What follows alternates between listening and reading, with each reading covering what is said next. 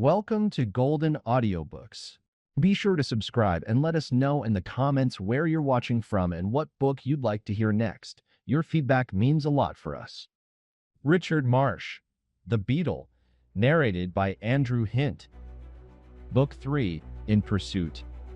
The conclusion of the matter is extracted from the casebook of the Honorable Augustus Champnell, confidential agent. Chapter 32.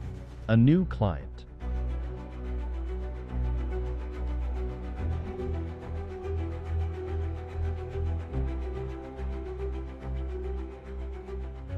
On the afternoon of Friday, June 2nd, 18, I was entering in my casebook some memoranda having reference to the very curious matter of the Duchess of Datchet's deed box.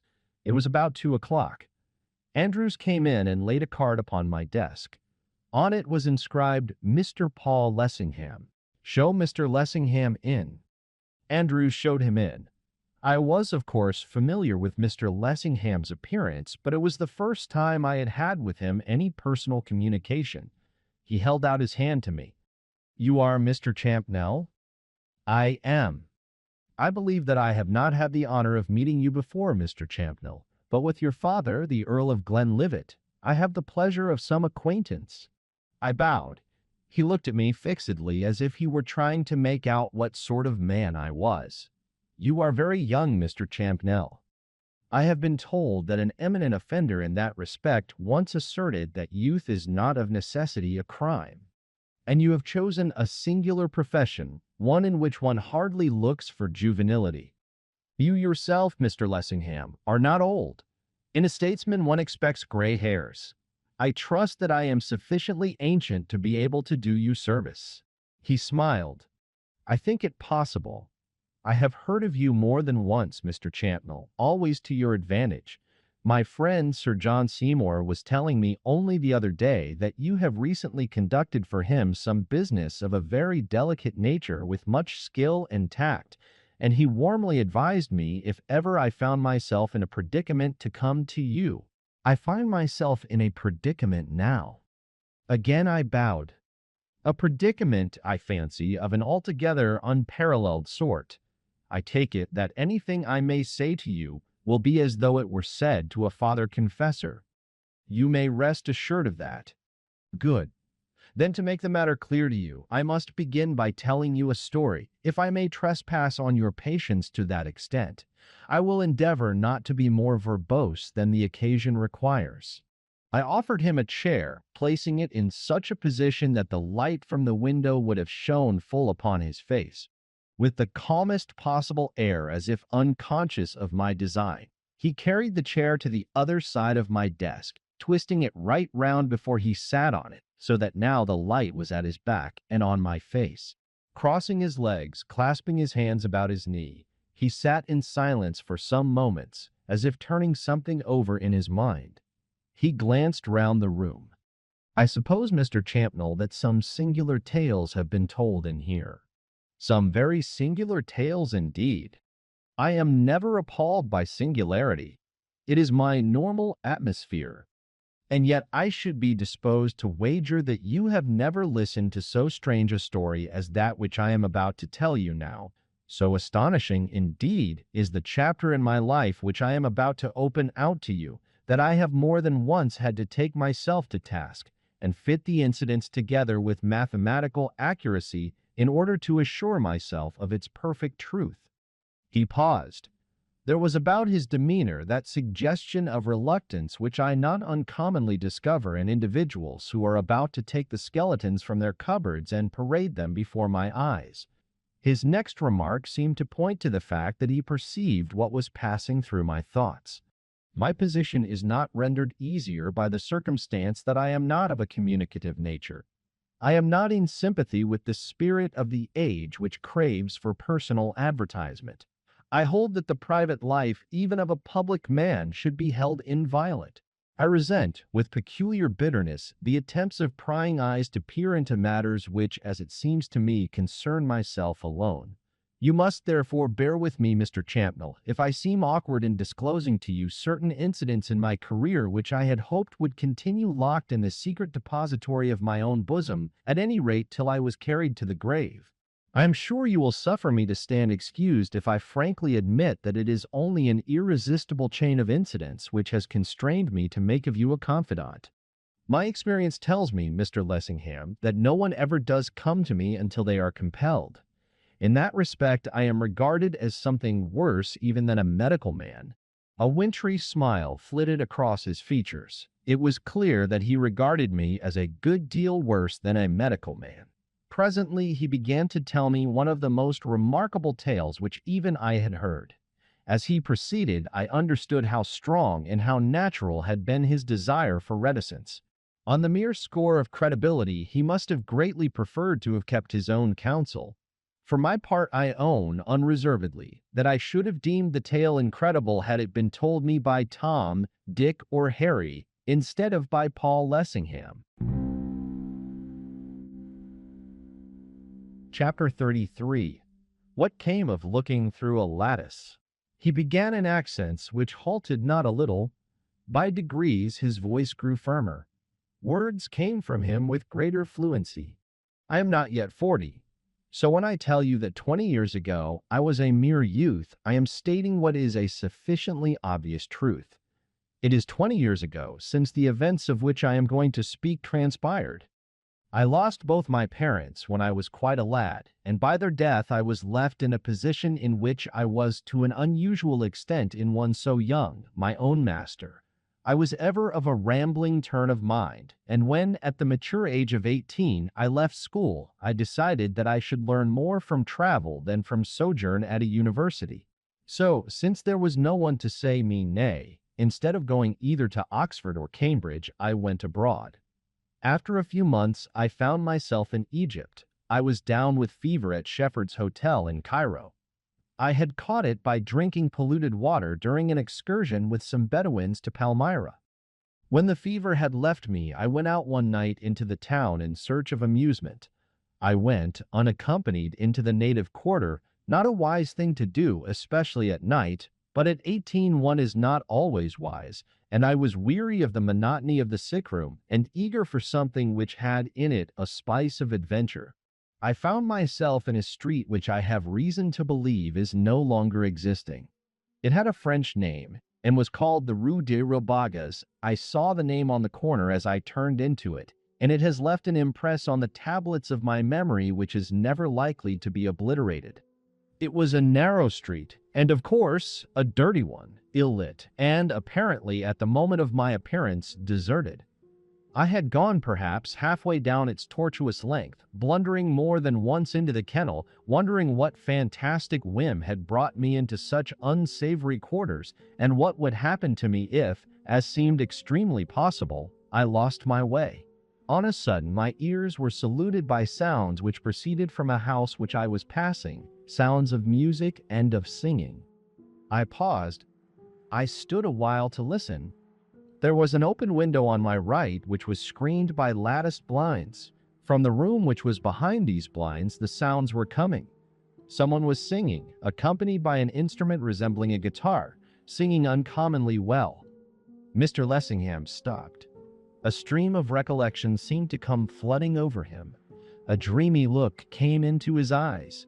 I remember it all as clearly as if it were yesterday.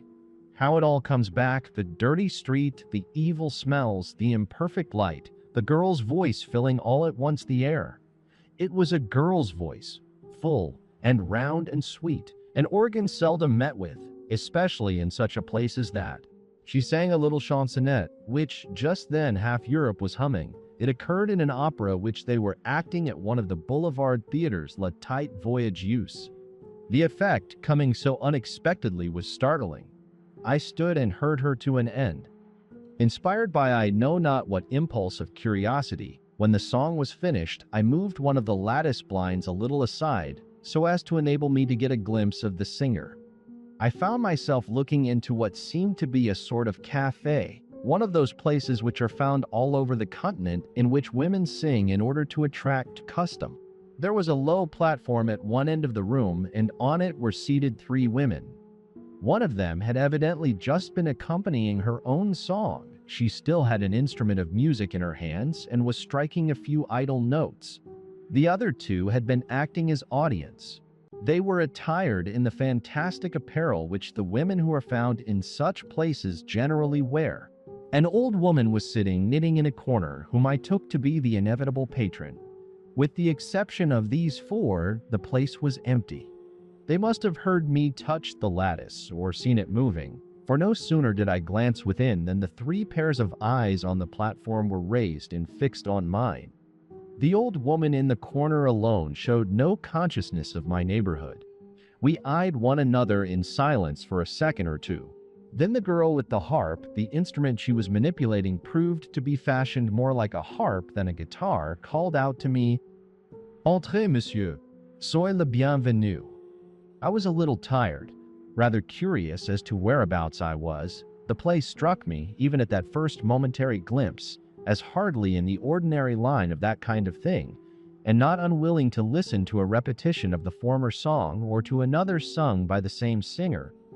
"On condition," I replied, "that you sing me another song." "Ah, monsieur, with the greatest pleasure in the world I will sing you 20. She was almost, if not quite, as good as her word. She entertained me with song after song. I may safely say that I have seldom, if ever, heard melody more enchanting. All languages seemed to be the same to her. She sang in French and Italian, German and English, in tongues with which I was unfamiliar. It was in these Eastern harmonies that she was most successful.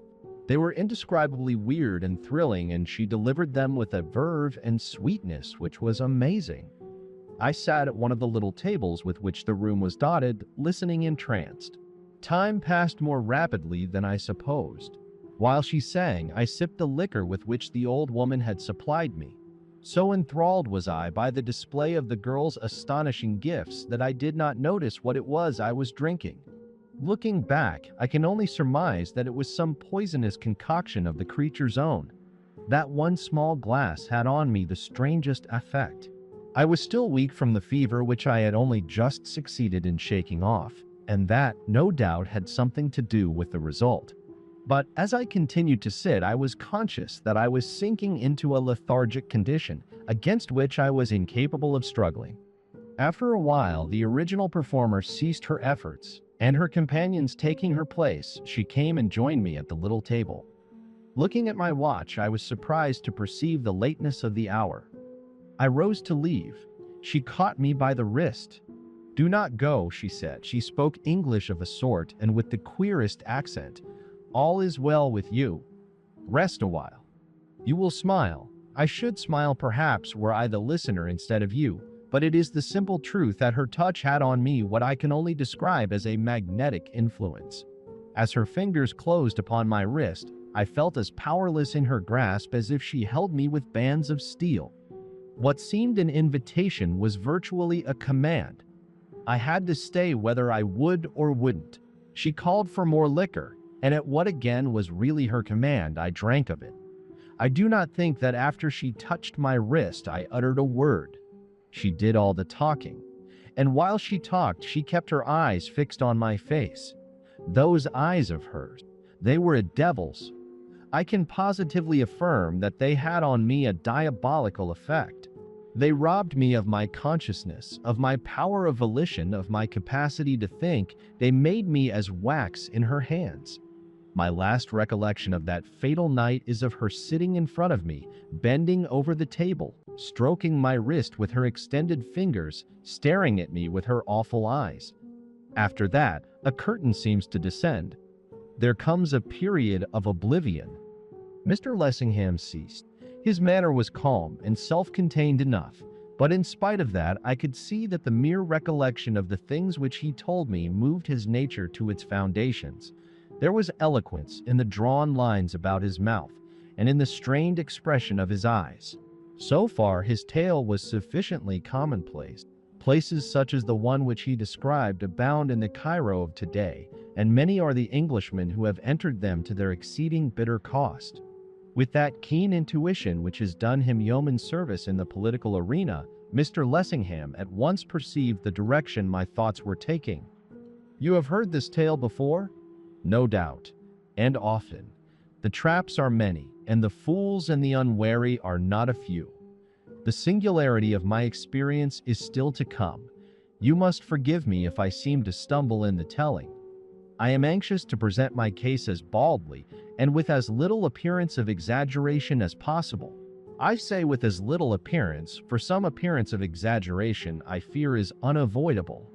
My case is so unique and so out of the common run of our everyday experience that the plainest possible statement must smack of the sensational. As I fancy you have guessed, when understanding returned to me, I found myself in an apartment with which I was unfamiliar. I was lying undressed on a heap of rugs in a corner of a low-pitched room which was furnished in a fashion which, when I grasped the details, filled me with amazement. By my side knelt the woman of the songs. Leaning over, she wooed my mouth with kisses. I cannot describe to you the sense of horror and of loathing with which the contact of her lips oppressed me. There was about her something so unnatural, so inhuman, that I believe even then I could have destroyed her with as little sense of moral turpitude as if she had been some noxious insect. "Where am I?" I exclaimed. "You are with the children of Isis," she replied. What she meant I did not know, and do not to this hour. You are in the hands of the great goddess, of the mother of men. How did I come here? By the loving kindness of the great mother. I do not, of course, pretend to give you the exact text of her words, but they were to that effect. Half raising myself on the heap of rugs, I gazed about me and was astounded at what I saw. The place in which I was, though the reverse of lofty, was of considerable size. I could not conceive whereabouts it could be. The walls and roof were of bare stone, as though the whole had been hewed out of the solid rock. It seemed to be some sort of temple, and was redolent with the most extraordinary odor. An altar stood about the center, fashioned out of a single block of stone. On it, a fire burned with a faint blue flame. The fumes which rose from it were no doubt chiefly responsible for the prevailing perfumes. Behind it was a huge bronze figure, more than life-size. It was in a sitting posture and represented a woman. Although it resembled no portrayal of her I have seen either before or since, I came afterwards to understand that it was meant for Isis. On the idol's brow was poised a beetle. That the creature was alive seemed clear, for as I looked at it, it opened and shut its wings. If the one on the forehead of the goddess was the only live beetle which the place contained, it was not the only representation. It was modeled in the solid stone of the roof and depicted in flaming colors on hangings which here and there were hung against the walls. Wherever the eye turned, it rested on a scarab. The effect was bewildering. It was as though one saw things through the distorted glamour of a nightmare. I asked myself if I were not still dreaming, if my appearance of consciousness were not after all a mere delusion, if I had really regained my senses. And here, Mr. Chantnell, I wish to point out and to emphasize the fact that I am not prepared to positively affirm what portion of my adventures in that extraordinary and horrible place was actuality and what the product of a feverish imagination. Had I been persuaded that all I thought I saw, I really did see, I should have opened my lips long ago, let the consequences to myself have been what they might. But there is the crux.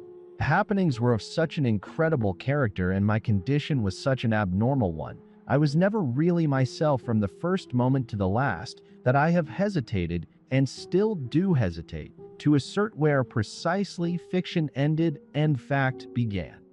With some misty notion of testing my actual condition, I endeavored to get off the heap of rugs on which I reclined. As I did so, the woman at my side laid her hand against my chest lightly, but had her gentle pressure been the equivalent of a ton of iron, it could not have been more effectual. I collapsed, sank back upon the rugs, and lay there panting for breath, wondering if I had crossed the borderline which divides madness from sanity. "Let me get up. Let me go." "Nay," she murmured, "stay with me yet a while, O my beloved." And again she kissed me. Once more Mr. Lessingham paused.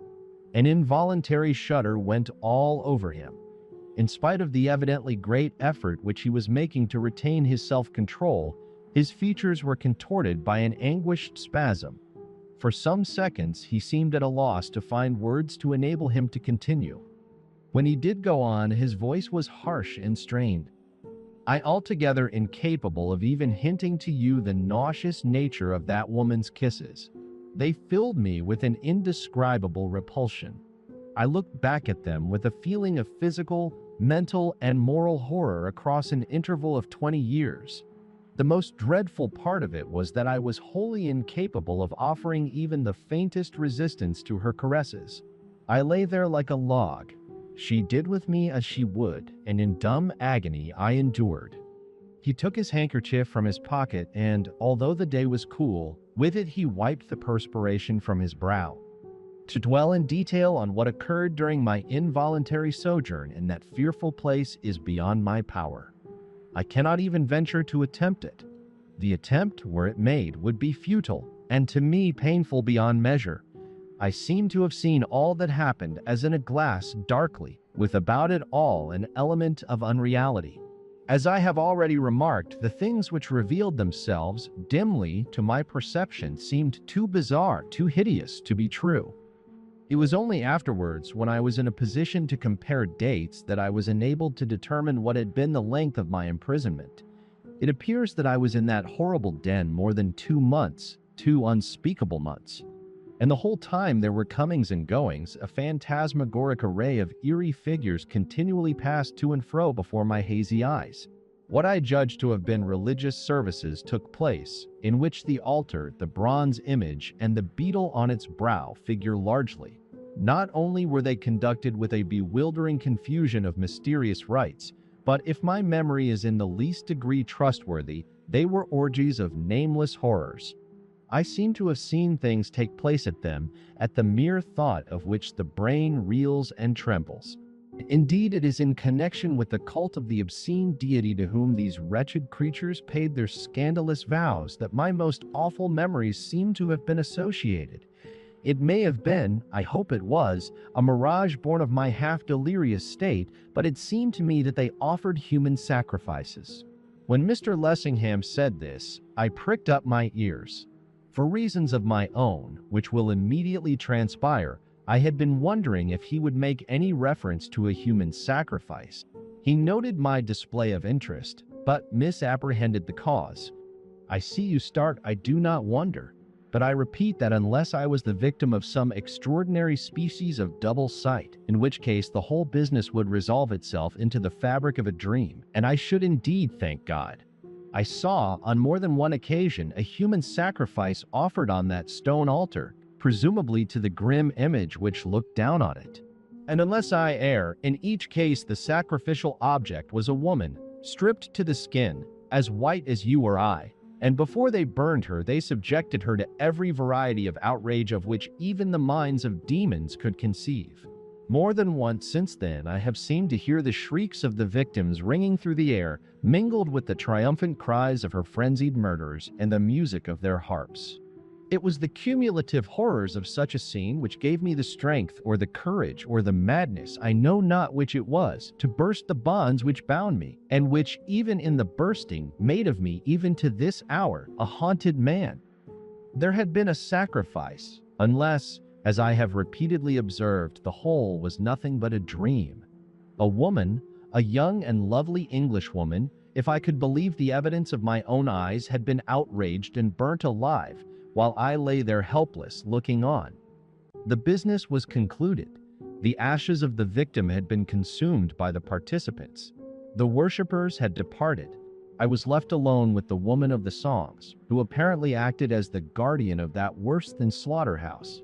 She was, as usual after such an orgy, rather a devil than a human being, drunk with an insensate frenzy, delirious with inhuman longings.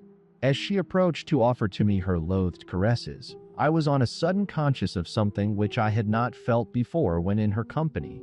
It was as though something had slipped away from me, some weight which had oppressed me, some bond by which I had been bound.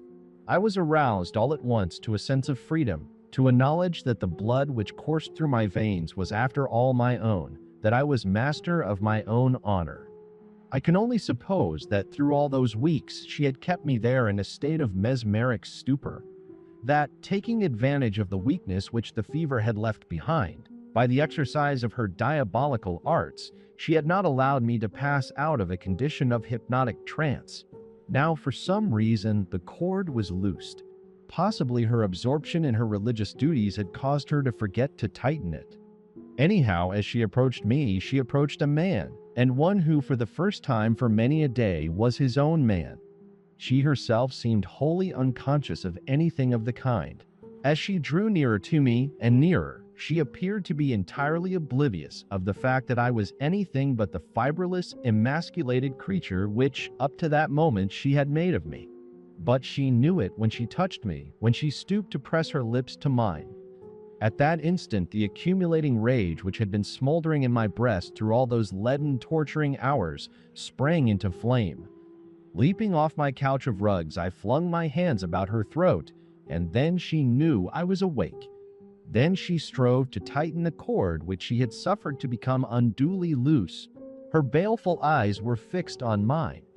I knew that she was putting out her utmost force to trick me of my manhood. But I fought with her like one possessed, and I conquered, in a fashion. I compressed her throat with my 2 hands as with an iron vice. I knew that I was struggling for more than life, that the odds were all against me, that I was staking my all upon the casting of a die. I stuck at nothing which could make me victor. Tighter and tighter my pressure grew. I did not stay to think if I was killing her, till on a sudden, Mr. Lessingham stopped. He stared with fixed, glassy eyes, as if the whole was being reenacted in front of him. His voice faltered. I thought he would break down. But, with an effort, he continued. On a sudden, I felt her slipping from between my fingers. Without the slightest warning, in an instant she had vanished, and where not a moment before she herself had been, I found myself confronting a monstrous beetle, a huge, writhing creation of some wild nightmare. At first, the creature stood as high as I did, but as I stared at it, in stupefied amazement, as you may easily imagine, the thing dwindled while I gazed. I did not stop to see how far the process of dwindling continued, a stark, raving madman for the nonce. I fled as if all the fiends in hell were at my heels.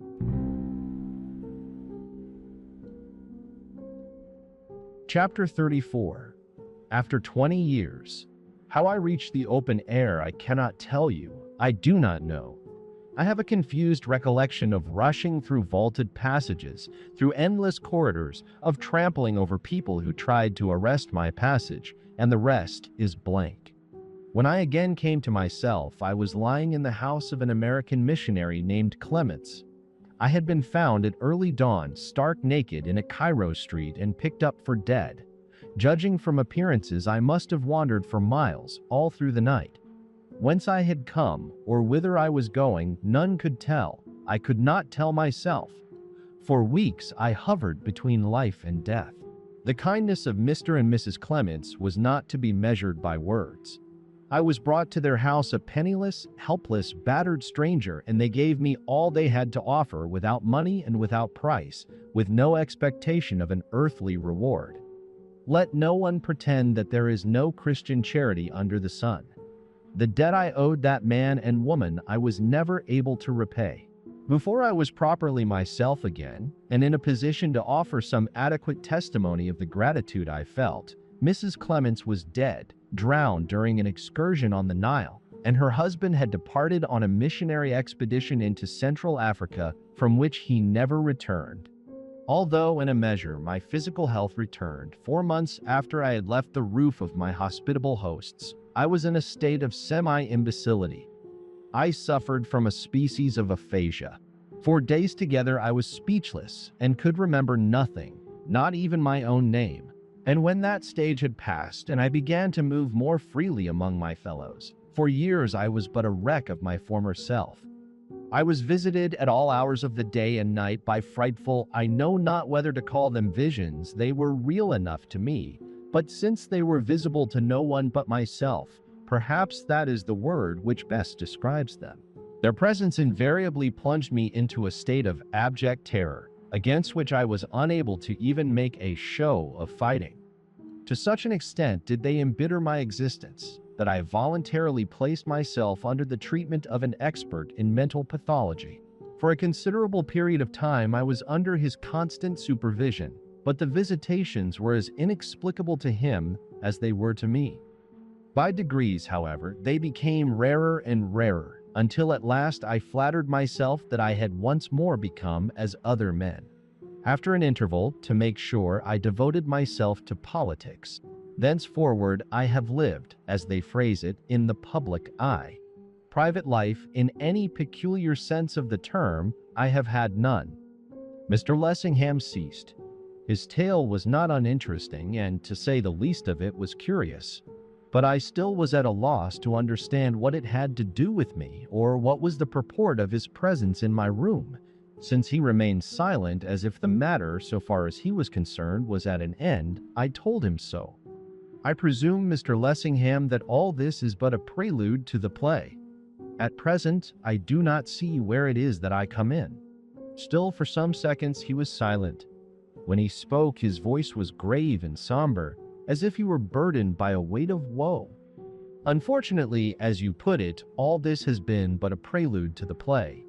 Were it not so, I should not now stand in such pressing want of the services of a confidential agent, that is, of an experienced man of the world, who has been endowed by nature with phenomenal perceptive faculties, and in whose capacity and honor I can place the completest confidence. I smiled. The compliment was a pointed one. I hope your estimate of me is not too high. I hope not, for my sake as well as for your own. I have heard great things of you. If ever man stood in need of all that human skill and acumen can do for him, I certainly am he. His words aroused my curiosity. I was conscious of feeling more interested than heretofore. I will do my best for you. Man can do no more. Only give my best a trial. I will, at once. He looked at me long and earnestly. Then, leaning forward, he said, lowering his voice perhaps unconsciously, "The fact is, Mr. Champnell, that quite recently events have happened which threaten to bridge the chasm of 20 years and to place me face to face with that plague spot of the past. At this moment, I stand in imminent peril of becoming again the wretched thing I was when I fled from that den of all the devils. It is to guard me against this that I have come to you. I want you to unravel the tangled thread which threatens to drag me to my doom, and, when unraveled, to sunder it, forever, if God wills, in twain." Explain. To be frank, for the moment I thought him mad. He went on. 3 weeks ago, when I returned late one night from a sitting in the House of Commons, I found on my study table a sheet of paper on which there was a representation, marvelously like, of the creature into which, as it seemed to me, the woman of the songs was transformed as I clutched her throat between my hands. The mere sight of it brought back one of those visitations of which I have told you, and which I thought I had done with forever. I was convulsed by an agony of fear, thrown into a state approximating to a paralysis both of mind and body. But why? I cannot tell you. I only know that I have never dared to allow my thoughts to recur to that last dread scene, lest the mere recurrence should drive me mad. What was this you found upon your study table? Merely a drawing. It was a representation, produced by what process I cannot say, which was so wonderfully, so diabolically like the original that for a moment I thought the thing itself was on my table. Who put it there? That is precisely what I wish you to find out, what I wish you to make it your instant business to ascertain. I have found the thing under similar circumstances on 3 separate occasions on my study table, and each time it has had on me the same hideous effect. Each time after you have returned from a late sitting in the House of Commons? Exactly. Where are these, what shall I call them, delineations? That, again, I cannot tell you. What do you mean? What I say. Each time when I recovered, the thing had vanished. Sheet of paper and all?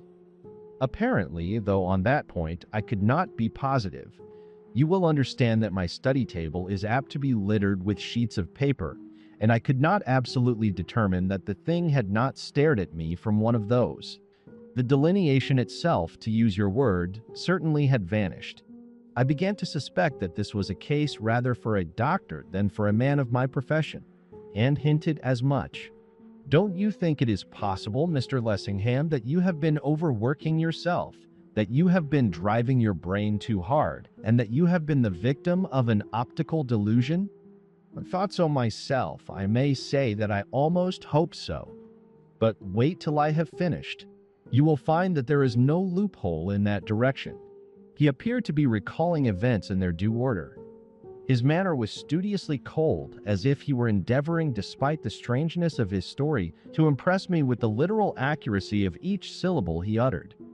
The night before last, on returning home, I found in my study a stranger. A stranger. Yes. In other words, a burglar. A burglar? I see. Go on. He'd paused. His demeanor was becoming odder and odder. On my entry, he was engaged in forcing an entry into my bureau. I need hardly say that I advanced to seize him. But I could not. You could not? How do you mean you could not? I mean simply what I say. You must understand that this was no ordinary felon. Of what nationality he was, I cannot tell you. He only uttered 2 words, and they were certainly in English, but apart from that he was dumb. He wore no covering on his head or feet. Indeed, his only garment was a long, dark flowing cloak, which, as it fluttered about him, revealed that his limbs were bare. An unique costume for a burglar. The instant I saw him, I realized that he was in some way connected with that adventure in the Rue de Rabogs. What he said and did proved it to the hilt. What did he say and do? As I approached to effect his capture, he pronounced aloud 2 words which recalled that awful scene, the recollection of which always lingers in my brain, and of which I never dare to permit myself to think. Their very utterance threw me into a sort of convulsion. What were the words? Mr. Lessingham opened his mouth and shut it. A marked change took place in the expression of his countenance. His eyes became fixed and staring, resembling the glassy orbs of the somnambulist. For a moment I feared that he was going to give me an object lesson in the visitations of which I had heard so much. I rose with a view of offering him assistance. He motioned me back. "Thank you. It will pass away." His voice was dry and husky, unlike his usual silvern tones. After an uncomfortable interval, he managed to continue. "You see for yourself, Mr. Champnell, what a miserable weakling, when this subject is broached, I still remain. I cannot utter the words the stranger uttered. I cannot even write them down. For some inscrutable reason, they have on me an effect similar to that which spells and incantations had on people in tales of witchcraft. I suppose, Mr. Lessingham, that there is no doubt that this mysterious stranger was not himself an optical delusion?" "Scarcely. There is the evidence of my servants to prove the contrary." "Did your servants see him?" "Some of them, yes. Then there is the evidence of the bureau. The fellow had smashed the top right in 2. When I came to examine the contents, I learned that a packet of letters was missing. They were letters which I had received from Miss Linden, a lady whom I hope to make my wife. This also I state to you in confidence. What use would he be likely to make of them? If matters stand as I fear they do, he might make a very serious misuse of them. If the object of these wretches, after all these years, is a wild revenge, they would be capable, having discovered what she is to me, of working Miss Linden a fatal mischief, or at the very least of poisoning her mind." "I see. How did the thief escape? Did he, like the delineation, vanish into air?" "He escaped by the much more prosaic method of dashing through the drawing-room window and clambering down from the veranda into the street, where he ran right into someone's arms." "Into whose arms? A constable's?" "No, into Mr. Atherton's, Sidney Atherton's." "The inventor?" "The same. Do you know him?" "I do. Sidney Atherton and I are friends of a good many years' standing. But Atherton must have seen where he came from. And anyhow, if he was in the state of undress which you have described, why didn't he stop him?" "Mr. Atherton's reasons were his own. He did not stop him, and so far as I can learn, he did not attempt to stop him. Instead, he knocked at my hall door to inform me that he had seen a man climb out of my window. I happen to know that at certain seasons Atherton is a queer fish, but that sounds very queer indeed. The truth is, Mr. Champnell, that if it were not for Mr. Atherton, I doubt if I should have troubled you even now. The accident of his being an acquaintance of yours makes my task easier." He drew his chair closer to me with an air of briskness which had been foreign to him before. For some reason which I was unable to fathom, the introduction of Atherton's name seemed to have enlivened him. However, I was not long to remain in darkness. In half a dozen sentences, he threw more light on the real cause of his visit to me than he had done in all that had gone before. His bearing, too, was more businesslike and to the point. For the first time, I had some glimmerings of the politician, alert, keen, eager, as he is known to all the world. Mr. Atherton, like myself, has been a postulant for Miss Linden's hand. Because I have succeeded where he has failed, he has chosen to be angry. It seems that he has had dealings either with my visitor of Tuesday night or with some other his acquaintance, and he proposes to use what he has gleaned from him to the disadvantage of my character. I have just come from Mr. Atherton.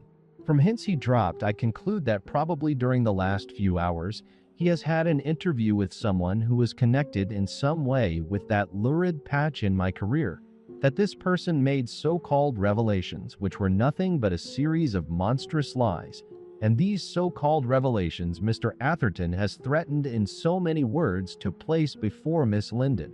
That is an eventuality which I wish to avoid. My own conviction is that there is at this moment in London an emissary from that den in the whilom Rue de Rabagas. For all I know, it may be the woman of the songs herself. Whether the sole purport of this individual's presence is to do me injury, I am as yet in no position to say, but that it is proposed to work me mischief, at any rate by the way, is plain. I believe that Mr. Atherton knows more about this person's individuality and whereabouts than he has been willing so far to admit. I want you, therefore, to ascertain these things on my behalf, to find out what and where this person is, to drag her, or him, out into the light of day. In short, I want you to effectually protect me from the terrorism which threatens once more to overwhelm my mental and my physical powers, which bids fair to destroy my intellect, my career, my life, my all. What reason have you for suspecting that Mr. Atherton has seen this individual of whom you speak? Has he told you so? Practically, yes. I know Atherton well. In his not infrequent moments of excitement, he is apt to use strong language, but it goes no further. I believe him to be the last person in the world to do anyone an intentional injustice under any circumstances whatever. If I go to him, armed with credentials from you, when he understands the real gravity of the situation, which it will be my business to make him do, I believe that, spontaneously of his own accord, he will tell me as much about this mysterious individual as he knows himself. Then go to him at once. Good, I will. The result I will communicate to you. I rose from my seat. As I did so, someone rushed into the outer office with a din and a clatter. Andrew's voice and another became distinctly audible. Andrew's apparently raised in vigorous expostulation.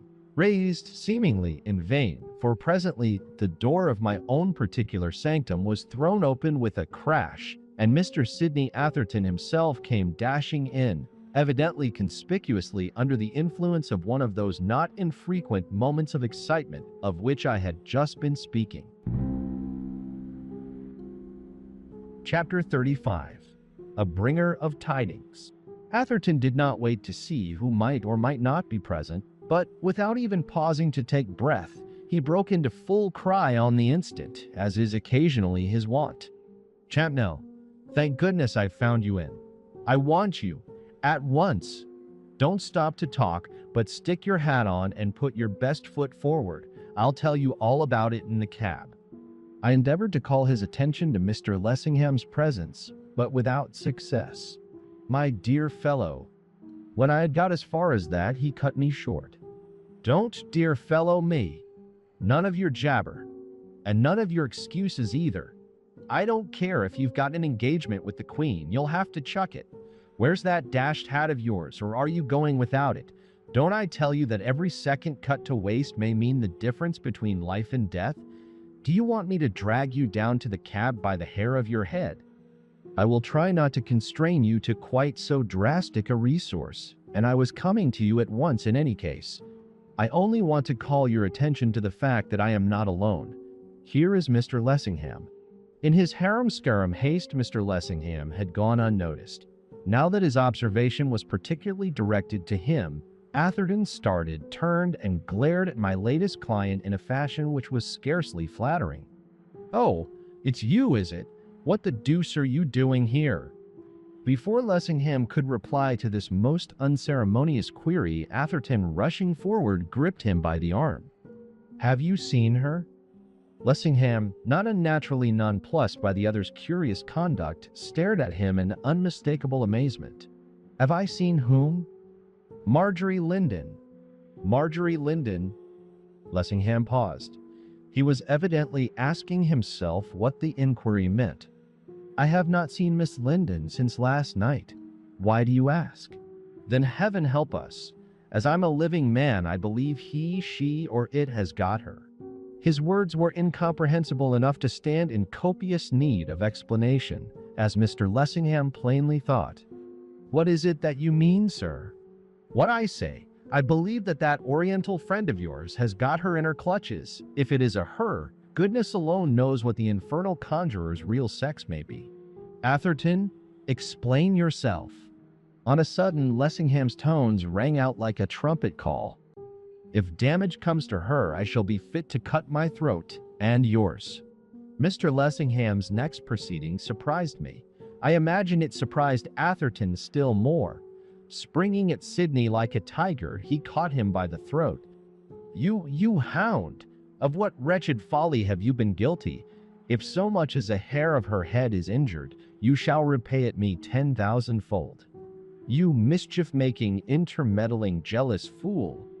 He shook Sidney as if he had been a rat, then flung him from him headlong onto the floor. It reminded me of nothing so much as Othello's treatment of Iago. Never had I seen a man so transformed by rage. Lessingham seemed to have positively increased in stature. As he stood glowering down at the prostrate Sidney, he might have stood for a materialistic conception of human retribution. Sidney, I take it, was rather surprised than hurt. For a moment or two he lay quite still. Then, lifting his head, he looked up his assailant. Then, raising himself to his feet, he shook himself, as if with a view of learning if all his bones were whole. Putting his hands up to his neck, he rubbed it gently, and he grinned. "By God, Lessingham, there's more in you than I thought. After all, you are a man. There's some holding power in those wrists of yours. They've nearly broken my neck. When this business is finished, I should like to put on the gloves with you and fight it out. You're clean wasted upon politics. Damn it, man, give me your hand." Mr. Lessingham did not give him his hand. Atherton took it and gave it a hearty shake with both of his.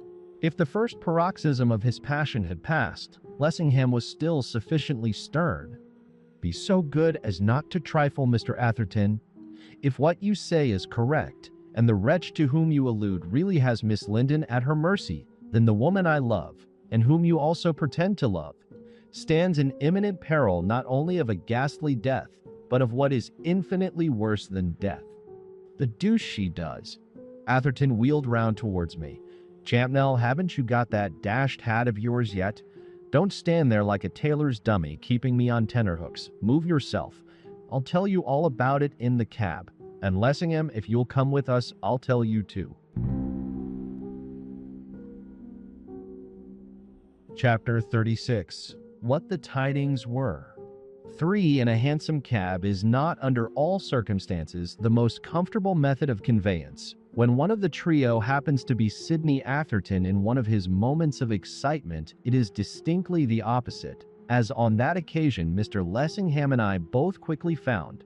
Sometimes he sat on my knees, sometimes on Lessingham's, and frequently when he unexpectedly stood up and all but precipitated himself onto the horse's back, on nobody's.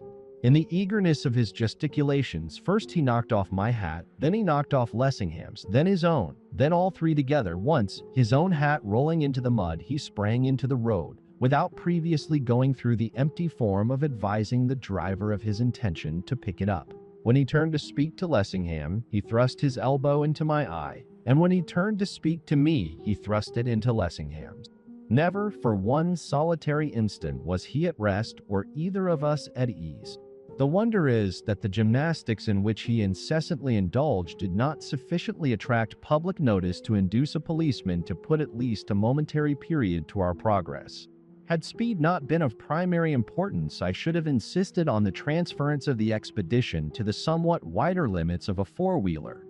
His elucidation of the causes of his agitation was apparently more comprehensible to Lessingham than it was to me. I had to piece this and that together under considerable difficulties. By degrees, I did arrive at something like a clear notion of what had actually taken place. He commenced by addressing Lessingham and thrusting his elbow into my eye. "Did Marjorie tell you about the fellow she found in the street?" Up went his arm to force the trapdoor open overhead, and off went my hat. "Now then, William Henry, let her go. If you kill the horse, I'll buy you another." We were already going much faster than, legally, we ought to have done, but that, seemingly to him, was not a matter of the slightest consequence. Lessingham replied to his inquiry. "She did not. You know the fellow I saw coming out of your drawing-room window?" "Yes." "Well, Marjorie found him the morning after in front of her breakfast-room window, in the middle of the street. Seems he had been wandering about all night, unclothed, in the rain and the mud, and all the rest of it, in a condition of hypnotic trance." "Who is the gentleman you are alluding to?" "Says his name's Holt, Robert Holt." "Holt? Is he an Englishman?" "Very much so. City quill driver out of a shop. Stony Broke, absolutely. Got the chuck from the casual ward. Wouldn't let him in, houseful and that sort of thing, poor devil. Pretty passes you politicians bring men to." "Are you sure?" "Of what?" "Are you sure that this man, Robert Holt, is the same person whom, as you put it, you saw coming out of my drawing-room window?" "Sure. Of course I'm sure. Think I didn't recognize him. Besides, there was the man's own tale, owned to it himself, besides all the rest, which sent one rushing Fulham way. You must remember, Mr. Atherton, that I am wholly in the dark as to what has happened. What has the man, Holt, to do with the errand on which we are bound? Am I not coming to it? If you would let me tell the tale in my own way, I should get there in less than no time, but you will keep on cutting in. How the deuce do you suppose Champnell is to make head or tail of the business if you will persist in interrupting?" Marjorie took the beggar in. He told his tale to her. She sent for me, that was just now, caught me on the steps after I had been lunching with Dora Grayling. Holt redished his yarn. I smelt a rat, saw that a connection possibly existed between the thief who'd been playing confounded conjuring tricks off onto me and this interesting party down Fulham Way. "What party down Fulham Way?" "This friend of Holt's, am I not telling you?" "There you are, you see, won't let me finish." When Holt slipped through the window, which is the most sensible thing he seems to have done, if I'd been in his shoes I'd have slipped through 40 windows. Dusky-colored charmer caught him on the hop, doctored him, sent him out to commit burglary by deputy. I said to Holt, "Show us this agreeable little crib, young man." Holt was game. Then Marjorie chipped in. She wanted to go and see it too. I said, "You'll be sorry if you do." That settled it. After that she'd have gone if she'd died. I never did have a persuasive way with women. So off we toddled. Marjorie, Holt, and I, in a growler, spotted the crib in less than no time. Invited ourselves in by the kitchen window. House seemed empty. Presently, Holt became hypnotized before my eyes. The best established case of hypnotism by suggestion I ever yet encountered, started off on a pilgrimage of one. Like an idiot I followed, leaving Marjorie to wait for me. Alone? Alone. Am I not telling you? Great Scott, Lessingham, in the House of Commons they must be hazy to think you smart. I said, "I'll send the first sane soul I meet to keep you company." As luck would have it, I never met one, only kids and a baker who wouldn't leave his cart or take it with him either. I'd covered pretty nearly 2 miles before I came across a peeler, and when I did, the man was cracked, and he thought me mad, or drunk, or both. By the time I'd got myself within nodding distance of being run in for obstructing the police and the execution of their duty without inducing him to move a single one of his 24-inch feet, Holt was out of sight.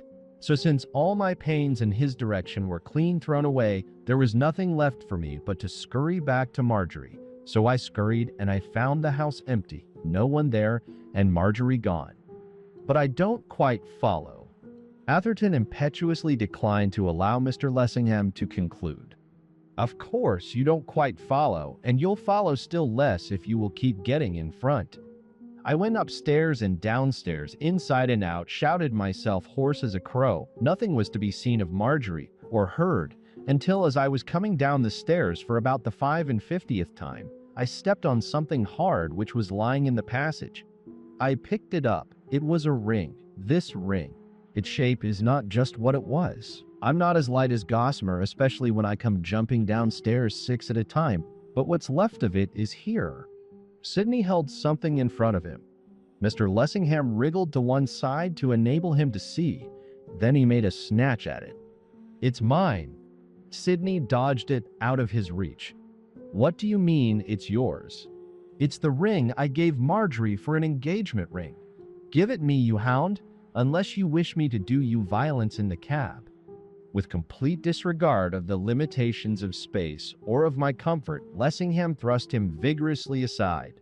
Then, gripping Sidney by the wrist, he seized the gaud, Sidney yielding it just in time to save himself from being precipitated into the street. Ravished of his treasure, Sidney turned and surveyed the ravisher with something like a glance of admiration. Hang me, Lessingham, if I don't believe there is some warm blood in those fish-like veins of yours. Please the piper, I'll live to fight you after all, with the bare ones, sir, as a gentleman should do.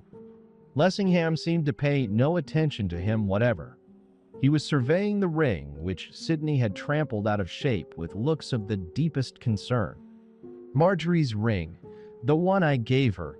Something serious must have happened to her before she would have dropped my ring and left it lying where it fell. Atherton went on. That's it. What has happened to her? I'll be dashed if I know. When it was clear that there she wasn't, I tore off to find out where she was. Came across old Linden. He knew nothing. I rather fancy I startled him in the middle of Pall Mall. When I left, he stared after me like one possessed, and his hat was lying in the gutter. Went home. She wasn't there. Asked Dora Grayling. She'd seen nothing of her. No one had seen anything of her. She had vanished into air. Then I said to myself, you're a first-class idiot, on my honor. While you're looking for her like a lost sheep, the betting is that the girl's in Holt's friend's house the whole jolly time. When you were there, the chances are that she just stepped out for a stroll, and that now she's back again, and wondering where on earth you've gone.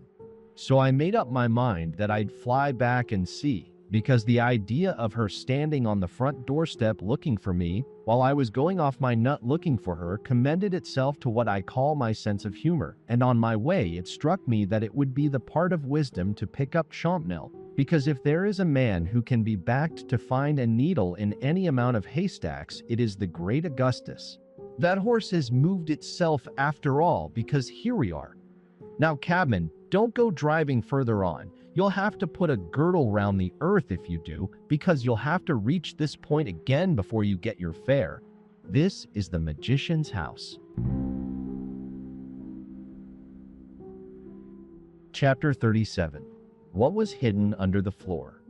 The cab pulled up in front of a tumble-down cheap villa in an unfinished cheap neighborhood. The whole place, a living monument of the defeat of the speculative builder. Atherton leaped out onto the grass-grown rubble, which was meant for a footpath. I don't see Marjorie looking for me on the doorstep. Nor did I. I saw nothing but what appeared to be an unoccupied ramshackle brick abomination. Suddenly, Sidney gave an exclamation. Hello. The front door's closed. I was hard at his heels. What do you mean? Why, when I went, I left the front door open. It looks as if I've made an idiot of myself after all, and Marjorie's returned. Let's hope to goodness that I have. He knocked. While we waited for a response, I questioned him. Why did you leave the door open when you went? I hardly know. I imagine that it was with some dim idea of Marjorie's being able to get in if she returned while I was absent, but the truth is, I was in such a condition of helter-skelter that I am not prepared to swear that I had any reasonable reason. I suppose there is no doubt that you did leave it open? Absolutely none. On that I'll stake my life. Was it open when you returned from your pursuit of Holt? Wide open, I walked straight in expecting to find her waiting for me in the front room.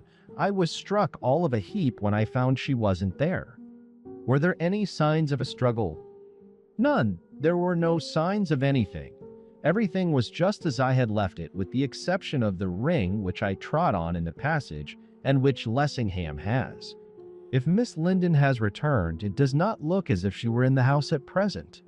It did not, unless silence had such meaning.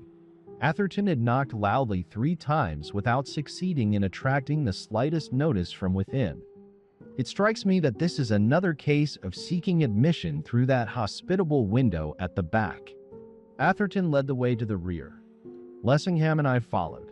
There was not even an apology for a yard, still less a garden. There was not even a fence of any sort to serve as an enclosure and to shut off the house from the wilderness of wasteland. The kitchen window was open. I asked Sidney if he had left it so. I don't know, I dare say we did. I don't fancy that either of us stood on the order of his coming. While he spoke, he scrambled over the sill. We followed. When he was in, he shouted at the top of his voice, "Marjorie! Marjorie! Speak to me, Marjorie! It is I, Sidney!" The words echoed through the house. Only silence answered. He led the way to the front room. Suddenly he stopped. "Hullo!" he cried. "The blind's down." I had noticed when we were outside that the blind was down at the front room window. It was up when I went, that I'll swear. That someone has been here is pretty plain. Let's hope it's Marjorie. He had only taken a step forward into the room when he again stopped short to exclaim, "My stars! Here's a sudden clearance. Why, the place is empty. Everything's clean gone." "What do you mean? Was it furnished when you left?" "The room was empty enough then." "Furnished? I don't know that it was exactly what you'd call furnished. The party who ran this establishment had a taste in upholstery which was all his own, but there was a carpet and a bed and lots of things. For the most part, I should have said, distinctly Eastern curiosities. They seem to have evaporated into smoke, which may be a way which is common enough among Eastern curiosities, though it's queer to me." Atherton was staring about him as if he found it difficult to credit the evidence of his own eyes. "How long ago is it since you left?" He referred to his watch. "Something over an hour, possibly an hour and a half. I couldn't swear to the exact moment, but it certainly isn't more." "Did you notice any signs of packing up?" "Not a sign." Going to the window, he drew up the blind, speaking as he did so. "The queer thing about this business is that when we first got in, this blind wouldn't draw up a little bit. So since it wouldn't go up, I pulled it down, roller and all. Now it draws up as easily and smoothly as if it had always been the best blind that ever lived." Standing at Sidney's back, I saw that the cabman on his box was signaling to us with his outstretched hand. Sidney perceived him too. He threw up the sash.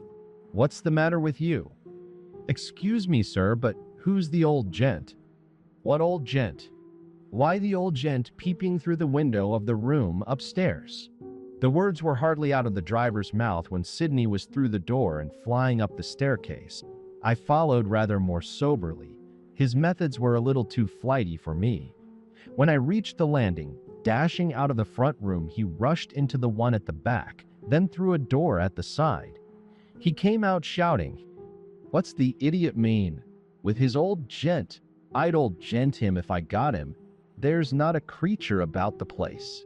He returned into the front room, I at his heels. That certainly was empty. And not only empty, but it showed no traces of recent occupation. The dust lay thick upon the floor. There was that moldy, earthy smell which is so frequently found in apartments which have been long untenanted. "Are you sure, Atherton, that there is no one at the back?" "Of course I'm sure. You can go and see for yourself if you like. Do you think I'm blind?" "Gee, who's drunk?" Throwing up the sash, he addressed the driver. "What do you mean with your old gent at the window?" "What window?" "That window, sir." "Go to. You're dreaming, man. There's no one here." "Begging your pardon, sir, but there was someone there not a minute ago." Imagination, cabman. The slant of the light on the glass, or your eyesight's defective. "Excuse me, sir, but it's not my imagination, and my eyesight's as good as any man's in England. And as for the slant of the light on the glass, there ain't much glass for the light to slant on. I saw him peeping through that bottom broken pane on your left hand as plainly as I see you. He must be somewhere about. He can't have got away. He's at the back. Ain't there a cupboard nor nothing where he could hide?" The cabman's manner was so extremely earnest that I went myself to see. There was a cupboard on the landing, but the door of that stood wide open, and that obviously was bare. The room behind was small, and despite the splintered glass in the window frame, stuffy. Fragments of glass kept company with the dust on the floor, together with a choice collection of stones, brickbats, and other missiles, which not improbably were the cause of their being there. In the corner stood a cupboard, but a momentary examination showed that that was as bare as the other. The door at the side, which Sidney had left wide open, opened onto a closet, and that was empty. I glanced up. There was no trap door which led to the roof. No practicable nook or cranny in which a living being could lie concealed was anywhere at hand. I returned to Sidney's shoulder to tell the cabman so. "There is no place in which anyone could hide, and there is no one in either of the rooms. You must have been mistaken, driver." The man waxed wroth. "Don't tell me. How could I come to think I saw something when I didn't? One's eyes are apt to play us tricks. How could you see what wasn't there?" "That's what I want to know. As I drove up before you told me to stop, I saw him looking through the window, the one at which you are. He'd got his nose glued to the broken pane and was staring as hard as he could stare. When I pulled up, off he started. I saw him get up off his knees and go to the back of the room. When the gentleman took to knocking, back he came to the same old spot and flopped down on his knees. I didn't know what caper you was up to. You might be bum bailiffs for all I knew. And I suppose that he wasn't so anxious to let you in as you might be to get inside, and that was why he didn't take no notice of your knocking, while all the while he kept an eye on what was going on. When you goes round to the back, up he gets again, and I reckon that he was going to meet yer and perhaps give yer a bit of his mind, and that presently I should hear a shindy, or that something would happen. But when you pulls up the blind downstairs, to my surprise, back he come once more. He shoves his old nose right through the smash in the pane and wags his old head at me like a chattering magpie. That didn't seem to me quite the civil thing to do. I hadn't done no harm to him, so I gives you the office and lets you know that he was there. But for you to say that he wasn't there and never had been, blimey, that cops the biscuit.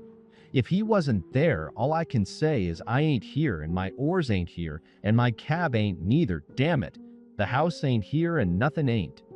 He settled himself on his perch with an air of the most extreme ill-usage. He had been standing up to tell his tale.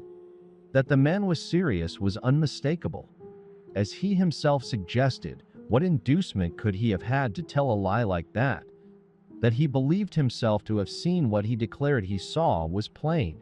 But on the other hand, what could have become, in the space of 50 seconds, of his old gent? Atherton put a question. "What did he look like, this old gent of yours?"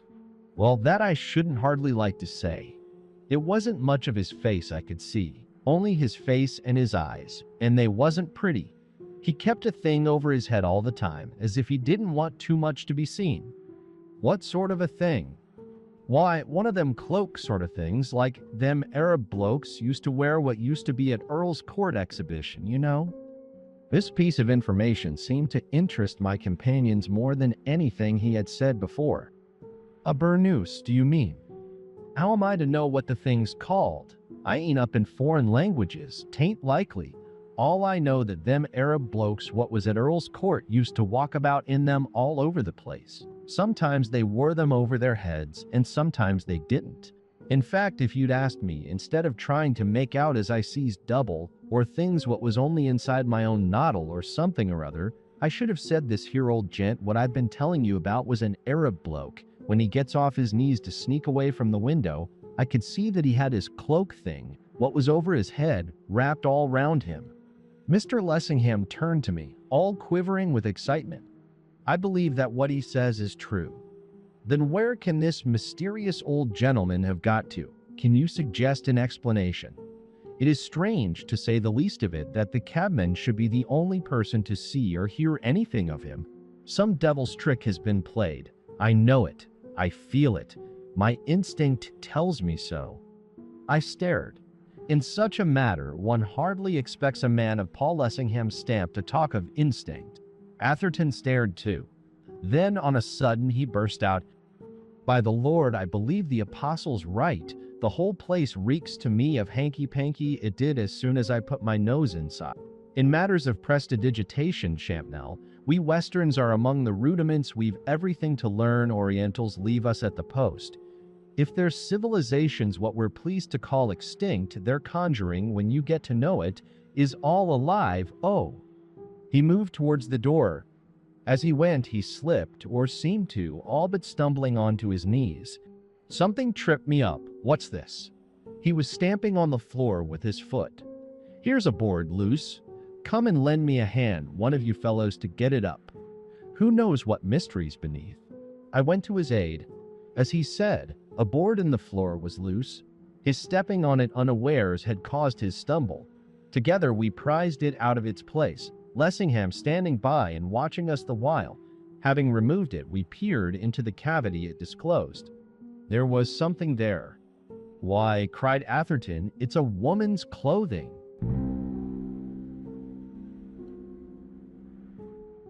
Chapter 38.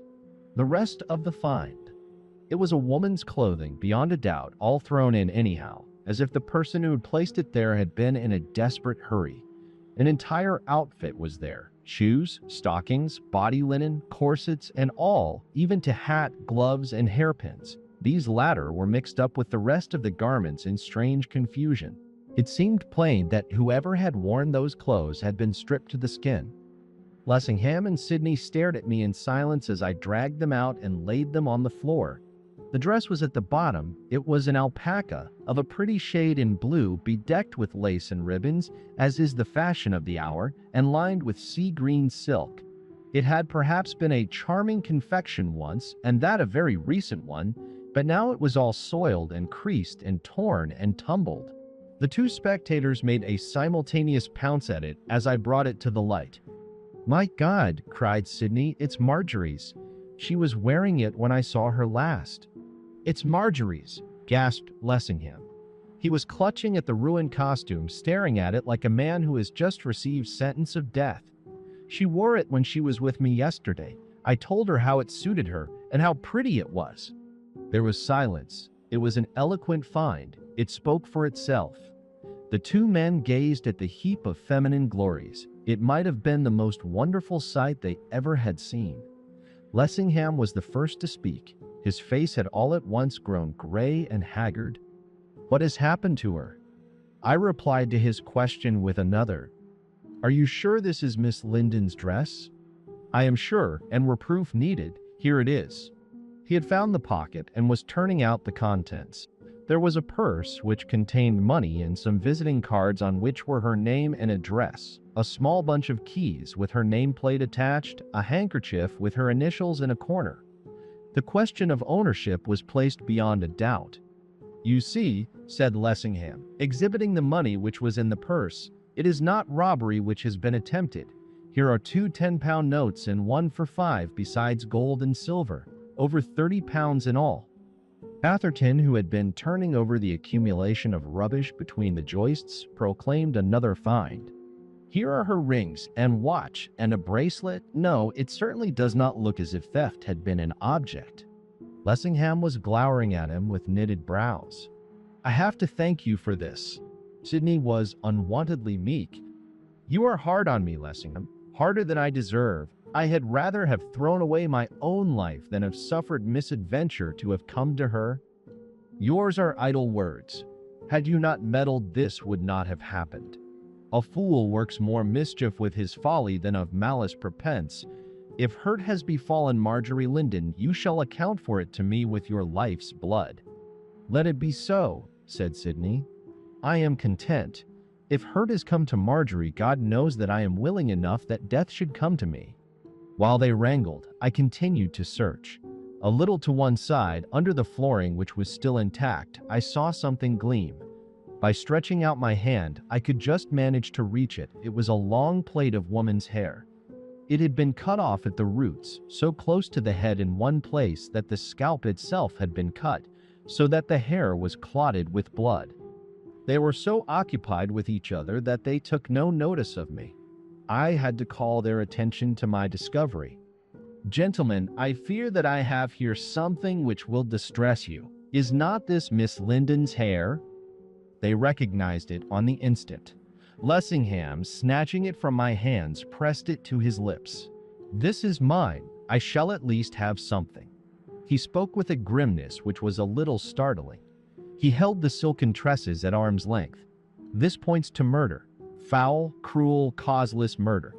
As I live, I will devote my all, money, time, reputation, to gaining vengeance on the wretch who did this deed." Atherton chimed in. "To that I say, Amen." He lifted his hand. "God is my witness. It seems to me, gentlemen, that we move too fast. To my mind, it does not by any means of necessity point to murder. On the contrary, I doubt if murder has been done. Indeed, I don't mind owning that I have a theory of my own which points all the other way." Lessingham caught me by the sleeve. "Mr. Champnell, tell me your theory." "I will, a little later.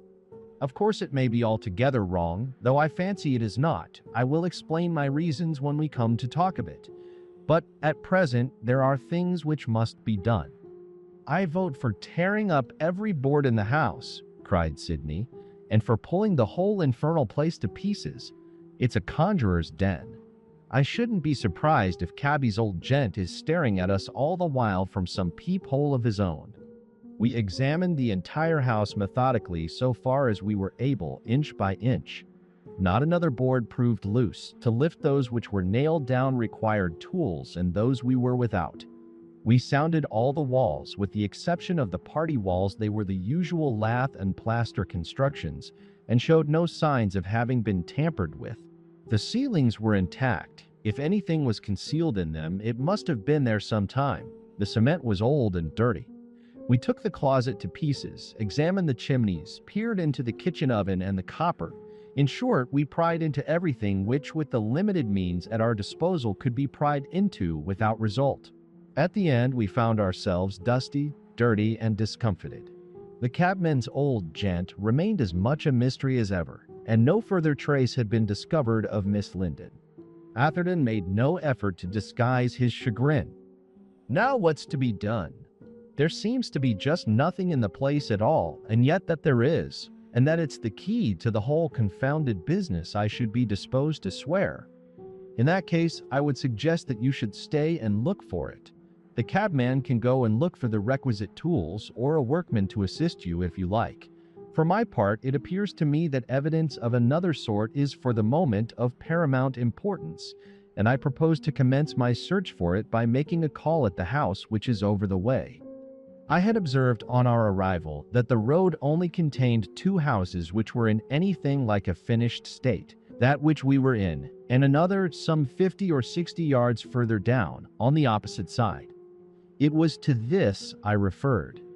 The twain immediately proffered their companionship. "I will come with you," said Mr. Lessingham. "And I," echoed Sidney, "will leave the sweet homestead in charge of the cabman. I'll pull it to pieces afterwards."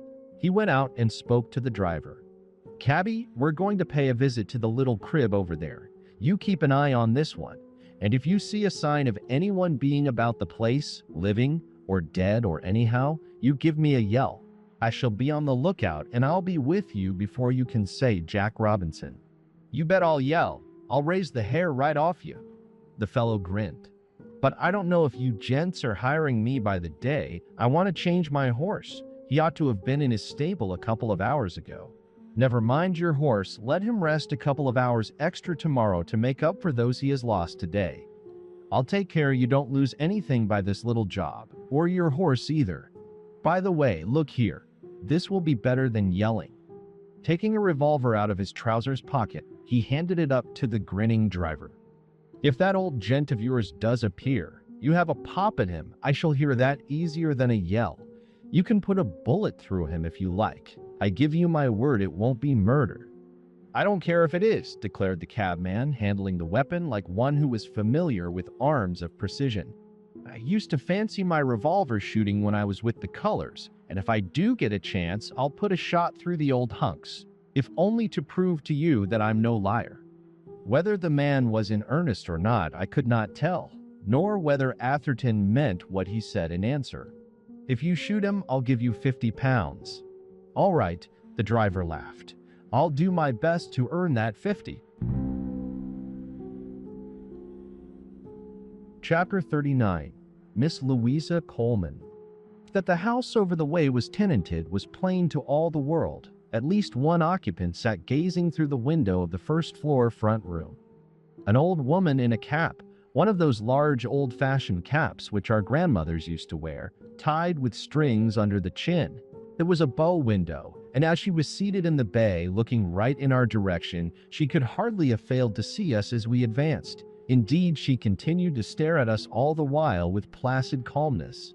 Yet I knocked once, twice, and yet again without the slightest notice being taken of my summons. Sidney gave expression to his impatience in his own peculiar vein. "Knockers in this part of the world seem intended for ornament only. Nobody seems to pay any attention to them when they're used. The old lady upstairs must be either deaf or dotty." He went out into the road to see if she still was there. "She's looking at me as calmly as you please. What does she think we're doing here, I wonder? Playing a tune on her front door by way of a little amusement. Madame." He took off his hat and waved it to her. "Madame, might I observe that if you won't condescend to notice that we're here, your front door will run the risk of being severely injured. She don't care for me any more than if I was nothing at all. Sound another tattoo upon that knocker. Perhaps she's so deaf that nothing short of a cataclysmal uproar will reach her auditory nerves." She immediately proved, however, that she was nothing of the sort. Hardly had the sounds of my further knocking died away than, throwing up the window, she thrust out her head and addressed me in a fashion which, under the circumstances, was as unexpected as it was uncalled for. "Now, young man, you needn't be in such a hurry," Sidney explained. "Pardon me, madame, it's not so much a hurry we're in as pressed for time. This is a matter of life and death." She turned her attention to Sidney, speaking with a frankness for which, I imagine, he was unprepared. "I don't want none of your imperence, young man. I've seen you before. You've been hanging about here the whole day long, and I don't like the looks of you, and so I'll let you know. That's my front door, and that's my knocker. I'll come down and open when I like, but I'm not going to be hurried, and if the knocker so much as touched again, I won't come down at all." She closed the window with a bang. Sidney seemed divided between mirth and indignation. "That's a nice old lady, on my honor, one of the good old crusty sort. Agreeable characters this neighborhood seems to grow. A sojourn hereabouts should do one good. Unfortunately, I don't feel disposed just now to stand and kick my heels in the road." Again saluting the old dame by raising his hat, he shouted to her at the top of his voice, "Madam, I beg 10,000 pardons for troubling you, but this is a matter in which every second is of vital importance. Would you allow me to ask you one or two questions?" Up went the window. Out came the old lady's head. "Now, young man, you needn't put yourself out to holler at me. I won't be hollered at. I'll come down and open that door in 5 minutes by the clock on my mantelpiece and not a moment before." The fiat delivered, down came the window. Sidney looked rueful. He consulted his watch. "I don't know what you think, Chanel, but I really doubt if this comfortable creature can tell us anything worth waiting another 5 minutes to hear. We mustn't let the grass grow under our feet, and time is getting on." I was of a different opinion, and said so. "I'm afraid, Atherton, that I can't agree with you. She seems to have noticed you hanging about all day. and it is at least possible that she has noticed a good deal which would be well worth our hearing. What more promising witness are we likely to find? Her house is the only one which overlooks the one we have just quitted. I am of opinion that it may not only prove well worth our while to wait 5 minutes, but also that it would be as well, if possible, not to offend her by the way. She's not likely to afford us the information we require if you do. Good. If that's what you think, I'm sure I'm willing to wait, only it's to be hoped that that clock upon her mantelpiece moves quicker than its mistress. Presently, when about a minute had gone, he called to the cabman. Seen a sign of anything? The cabman shouted back. Ne'er a sign. You'll hear a sound of pop guns when I do. Those 5 minutes did seem long ones. But at last Sidney, from his post of vantage in the road, informed us that the old lady was moving. She's getting up. She's leaving the window. Let's hope to goodness she's coming down to open the door. That's been the longest 5 minutes I've known.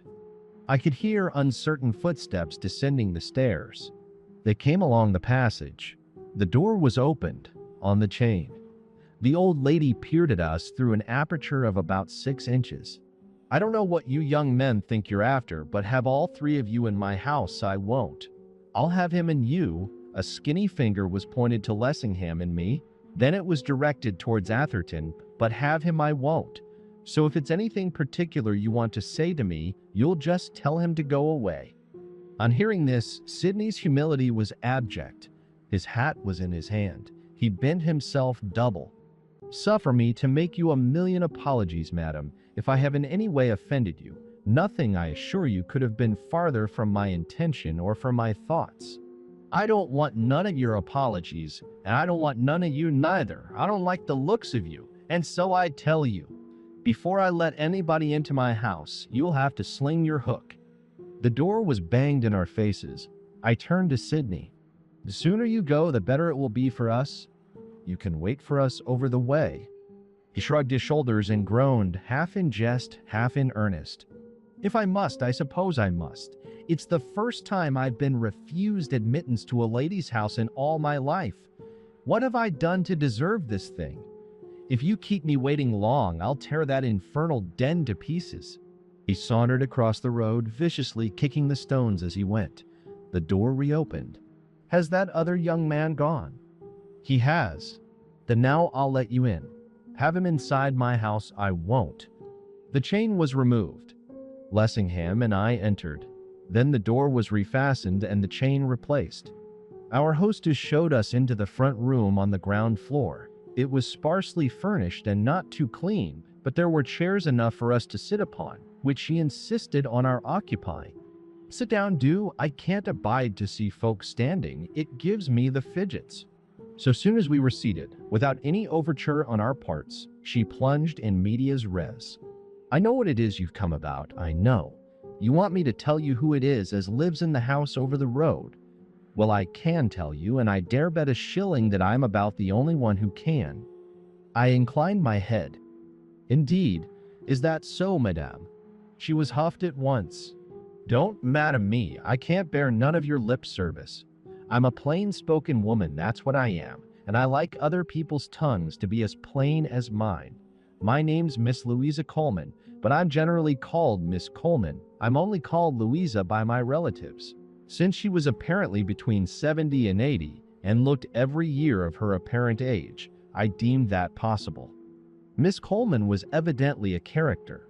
If one was desirous of getting information out of her, it would be necessary to allow her to impart it in her own manner. To endeavor to induce her to impart it in anybody else's would be time clean wasted. We had Sidney's fate before our eyes. She started with a sort of roundabout preamble. This property is mine. It was left me by my uncle, the late George Henry Jobson. He's buried in Hammersmith Cemetery just over the way. He left me the whole of it. It's one of the finest building sites near London, and it increases in value every year, and I'm not going to let it for another 20, by which time the value will have more than trebled. So if that is what you've come about, as heaps of people do, you might have saved yourselves the trouble. I keep the board standing, just to let people know that the ground is to let, though as I say, it won't be for another 20 years, when it'll be for the erection of high-class mansions only. Same as there is in Grosvenor Square. No shops or public houses and none of your shanties. I live in this place just to keep an eye upon the property, and as for the house over the way, I've never tried to let it, and it never has been let, not until a month ago when one morning I had this letter. You can see it if you like. She handed me a greasy envelope which she ferreted out of a capacious pocket which was suspended from her waist and which she had to lift up her skirt to reach. The envelope was addressed in unformed characters, Miss Louisa Coleman, The Rhododendrons, Convolvulus Avenue, High Oaks Park, West Kensington. I felt if the writer had not been of a humorous turn of mind and drawn on his imagination, and this really was the lady's correct address, then there must be something in a name. The letter within was written in the same straggling, characterless calligraphy. I should have said, had I been asked offhand, that the whole thing was the composition of a servant girl. The composition was about on a par with the writing. The undersigned would be obliged if Miss Coleman would let her empty house. I do not know the rent, but send £50. If more, will send. Please address Mohammed L. Care, Post Office, Sligo Street, London. It struck me as being as singular an application for a tenancy as I remembered to have encountered. When I passed it on to Lessingham, he seemed to think so too. This is a curious letter, Miss Coleman. So I thought, and still more so when I found the £50 inside. There were 5 £10 notes all loose and the letter not even registered. If I had been asked what was the rent of the house, I should have said at the most, not more than £20, because between you and me it wants a good bit of doing up and is hardly fit to live in as it stands. I had had sufficient evidence of the truth of this, altogether apart from the landlady's frank admission. Why, for all he could have done to help himself, I might have kept the money and only sent him a receipt for a quarter. And some folks would have done, but I'm not one of that sort myself and shouldn't care to be. So I sent this here party, I never could pronounce his name and never shall, a receipt for a year. Miss Coleman paused to smooth her apron and consider. Well, the receipt should have reached this here party on the Thursday morning, as it were. I posted it on the Wednesday night, and on the Thursday after breakfast, I thought I'd go over the way to see if there was any little thing I could do, because there wasn't hardly a whole pane of glass in the place, when I all but went all of a heap. When I looked across the road, blessed it the party wasn't in already, at least as much as he ever was in, which, so far as I can make out, never has been anything particular, though how he had got in, unless it was through a window in the middle of the night, is more than I should care to say. There was nobody in the house when I went to bed, that I could pretty nearly take my Bible oath, yet there was the blind up at the parlor, and what's the blind up at the parlor, and what's the blind up at the parlor, and what's so porzellaned up in the parlor, ever since. Well, I says to myself, for right down imprints this beats anything. Why, he's in the place before he knows if I'll let him have it. Perhaps he thinks I haven't got a word to say in the matter. £50 or no £50, I'll soon show him. So I slips on my bonnet and I walks over the road and I hammers at the door. Well, I have seen people hammering since then, many a one, and how they've kept it up has puzzled me, for an hour some of them, but I was the first one as begun it. I hammers and I kept on hammering, but it wasn't no more use than if I'd been hammering at a tombstone. So I starts rapping at the window, but that wasn't no use neither. So I goes round behind and I hammers at the back door, but there I couldn't make anyone hear nohow.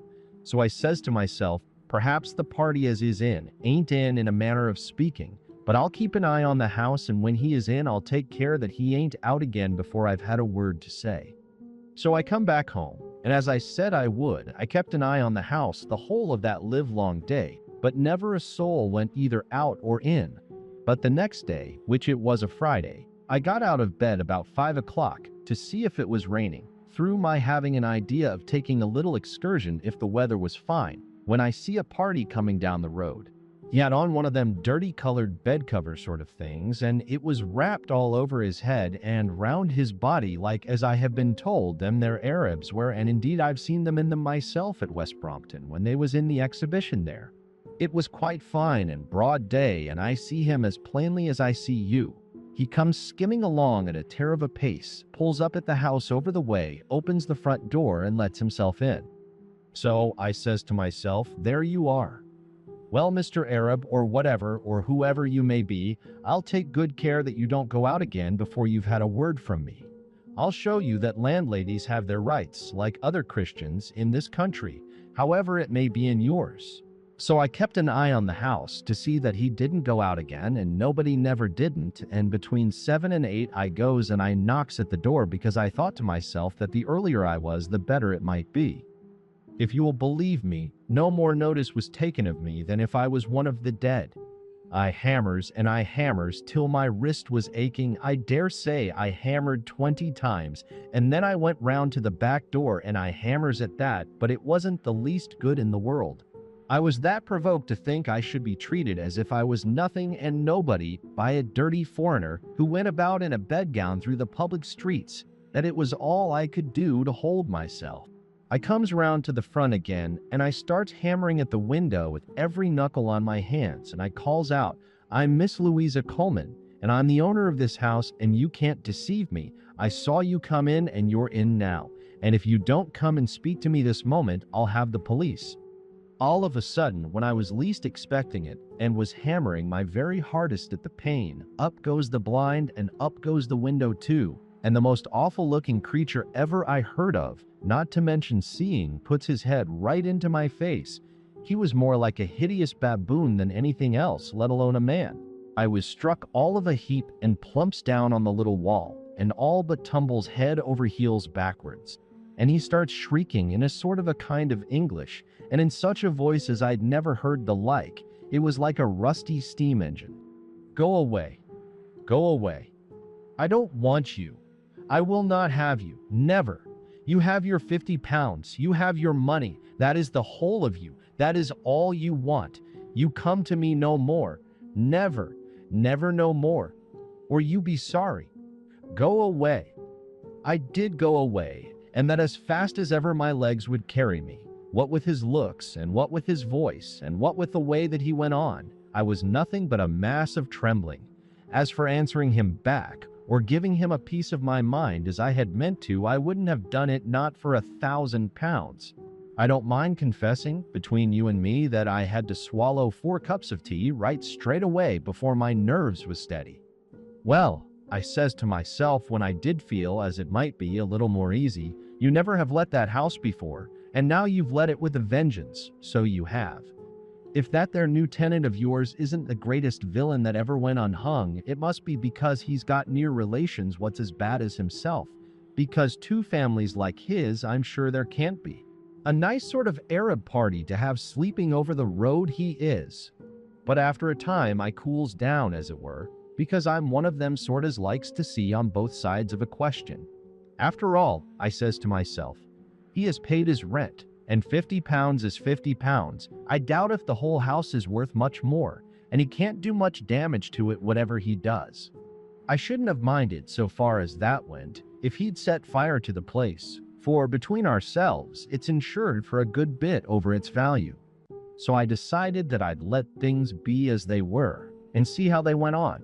But from that hour to this, I've never spoken to the man, and never wanted to, and wouldn't, not of my own free will, not for a shilling a time. That face of his will haunt me if I live till Noah, as the saying is. I've seen him going in and out at all hours of the day and night. That Arab party's a mystery if ever there was one. He always goes tearing along as if he's flying for his life. Lots of people have come to the house, all sorts and kinds, men and women. They've been mostly women and even little children. I've seen them hammer and hammer at that front door, but never one have I seen let in, or yet seen taken any notice of, and I think I may say, and yet tell no lie, that I've scarcely took my eye off the house since he's been inside it. Over and over again in the middle of the night have I got up to have a look, so that I've not missed much that has took place. What's puzzled me is the noises that's come from the house. Sometimes for days together there's not been a sound. It might have been a house of the dead. And then all through the night there have been yells and screeches, squawks and screams. I never heard nothing like it. I have thought, and more than once, that the devil himself must be in that front room, let alone all the rest of his demons. And as for cats, Where they've come from, I can't think.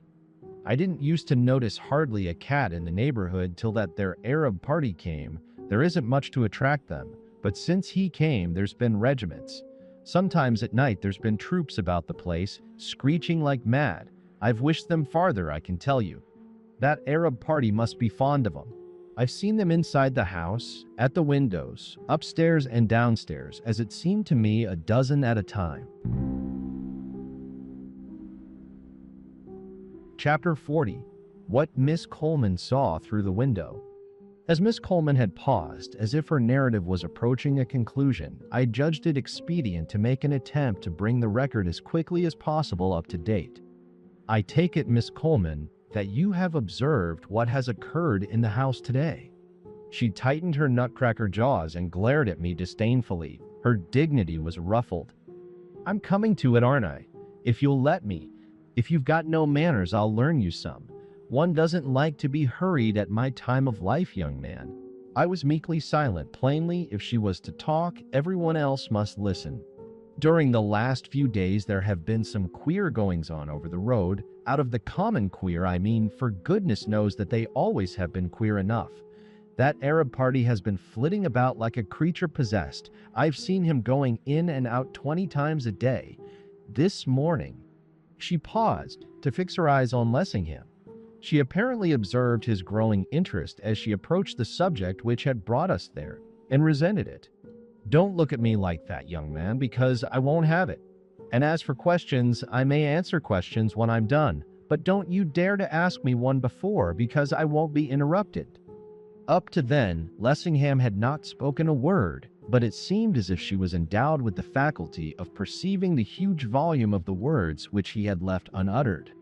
This morning, as I've said already, she glanced at Lessingham as if she defied his contradiction. When that Arab party came home, it was just on the stroke of 7. I know what was the exact time because when I went to the door to the milkman, my clock was striking the half hour, and I always keep it 30 minutes fast. As I was taking the milk, the man said to me, "Hallo, Miss Coleman, here's your friend coming along." "What friend?" I says, for I ain't got no friends as I know round here, nor yet I hope no enemies neither. And I looks round, and there was the Arab party coming tearing down the road, his bed cover thing all flying in the wind, and his arms straight out in front of him. I never did see anyone go at such a pace. My goodness, I says, I wonder he don't do himself an injury. The very sight of him is enough to make my milk go sour. And he picked up his pail and went away quite grumpy, though what that Arab party's done to him is more than I can say. I have always noticed that milkman's temper's short like his measure. I wasn't best pleased with him for speaking of that Arab party as my friend, which he never has been and never won't be, and never could be neither. 5 persons went to the house after the milkman was gone, and that their Arab party was safe inside. 3 of them was commercials. That I know, because afterwards they came to me. But of course they none of them got no chance with that their Arab party except of hammering at his front door, which ain't what you might call a paying game, nor nice for the temper, but for that I don't blame him, for if once those commercials do begin talking, they'll talk forever. Now I'm coming to this afternoon. I thought it was about time, though for the life of me, I did not dare to hint as much. Well, it might have been 3, or it might have been half past, anyhow it was thereabouts, when up there comes 2 men and a woman, which one of the men was that young man what's a friend of yours. Oh, I says to myself, here's something new in callers, I wonder what it is they're wanting. That young man, what was a friend of yours, he starts hammering, and hammering as the custom was with everyone who came, and as usual no more notice was taken of him than nothing, though I knew that all the time the Arab party was indoors. At this point I felt that at all hazards I must interpose a question. You are sure he was indoors? She took it better than I feared she might. Of course I'm sure. Hadn't I seen him come in at 7, and he never hadn't gone out since, for I don't believe that I'd taken my eyes off the place not for 2 minutes together, and I'd never had a sight of him. If he wasn't indoors, where was he then? For the moment, so far as I was concerned, the query was unanswerable. She triumphantly continued, instead of doing what most did, when they'd had enough of hammering and going away, These three they went round to the back, and I'm blessed if they mustn't have got through the kitchen window, woman and all, for all of a sudden the blind in the front room was pulled not up but down, dragged down it was, and there was that young man what's a friend of yours standing with it in his hand. Well, I says to myself, if that ain't cool, I should like to know what is.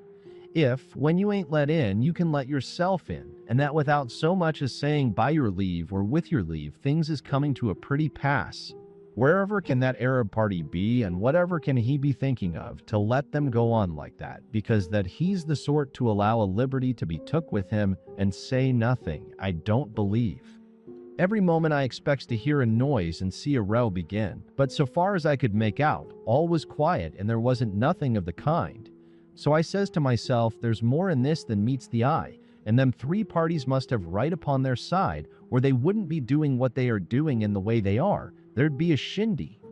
Presently, in about 5 minutes, the front door opens and a young man, not the one what's your friend, but the other, comes sailing out and through the gate and down the road as stiff and upright as a grenadier. I never see anyone walk more upright, and few as fast. At his heels comes the young man, what is your friend, and it seems to me that he couldn't make out what this other was a-doing of. I says to myself, there's been a quarrel between them two, and him as has gone has hooked it. This young man, what is your friend? He stood at the gate, all of a fidget, staring after the other with all his eyes, as if he couldn't think what to make of him, and the young woman, she stood on the doorstep, staring after him too. As the young man, what had hooked it, turned the corner and was out of sight, all at once your friend, he seemed to make up his mind, and he started off running as hard as he could pelt, and the young woman was left alone. I expected every minute to see him come back with the other young man, and the young woman, by the way she hung about the gate, she seemed to expect it too. But no, nothing of the kind. So when, as I expect, she'd had enough of waiting, she went into the house again, and I see her pass the front room window. After a while, back she comes to the gate and stands looking and looking, but nothing was to be seen of either of them young men.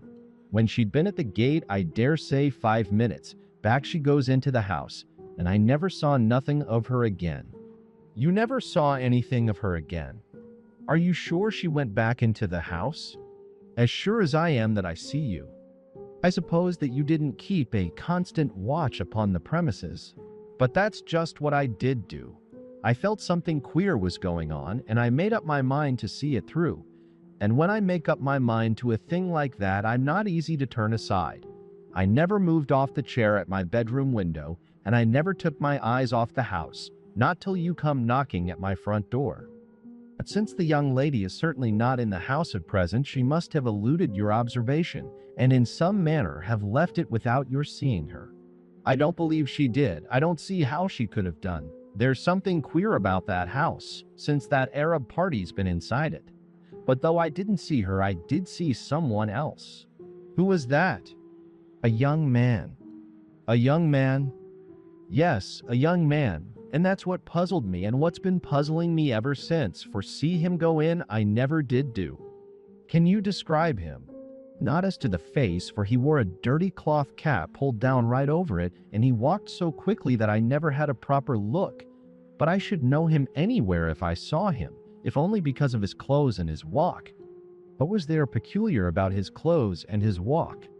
Why, his clothes were that old and torn and dirty that a ragman wouldn't have given a thank you for them, and as for fit, there wasn't none. They hung upon him like a scarecrow. He was a regular figure of fun. I should think the boys would call after him if they saw him in the street. As for his walk, he walked off just like the first young man had done. He strutted along with his shoulders back and his head in the air, and that stiff and straight that my kitchen poker would have looked crooked beside of him. Did nothing happen to attract your attention between the young ladies going back into the house and the coming out of this young man? Miss Coleman cogitated. Now, you mention it there did, though I should have forgotten all about it if you hadn't asked me. That comes of your not letting me tell the tale in my own way. About 20 minutes after the young woman had gone in, someone put up the blind in the front room which that young man had dragged right down. I couldn't see who it was, for the blind was between us, and it was about 10 minutes after that that young man came marching out. And then what followed? Why, in about another 10 minutes, that Arab party himself comes scooting through the door. The Arab party? Yes, the Arab party. The sight of him took me clean aback. Where he'd been and what he'd been doing with himself while them there people played Hi Spy Hi about his premises, I'd have given a shilling out of my pocket to have known. But there he was, as large as life, and carrying a bundle. A bundle? A bundle on his head, like a muffin man carries his tray. It was a great thing. You never would have thought he could have carried it, and it was easy to see that it was as much as he could manage. It bent him nearly double, and he went crawling along like a snail. It took him quite a time to get to the end of the road.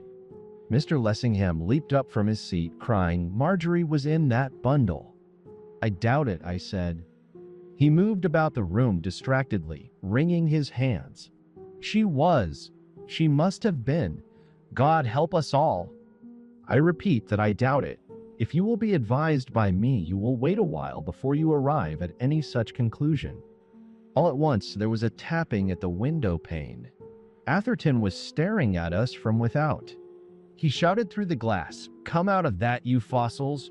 I've news for you." Chapter 41. The Constable, His Clue, and the Cab. Miss Coleman, getting up in a fluster, went hurrying to the door. "I won't have that young man in my house. I won't have him. Don't let him dare to put his nose across my doorstep." I endeavored to appease her perturbation. "I promise you that he shall not come in, Miss Coleman. My friend here and I will go and speak to him outside." She held the front door open just wide enough to enable Lessingham and me to slip through, then she shut it after us with a bang. She evidently had a strong objection to any intrusion on Sidney's part. Standing just without the gate, he saluted us with a characteristic vigor, which was scarcely flattering to our late hostess. Behind him was a constable. "I hope you two have been mewed in with that old pussy long enough. While you've been tittle-tattling, I've been doing. Listen to what this Bobby's got to say." The constable, his thumbs thrust inside his belt, wore an indulgent smile upon his countenance. He seemed to find Sidney amusing. He spoke in a deep bass voice, as if it issued from his boots. "I don't know that I've got anything to say." It was plain that Sidney thought otherwise. "You wait till I've given this pretty pair of gossips a lead, officer, then I'll trot you out." He turned to us.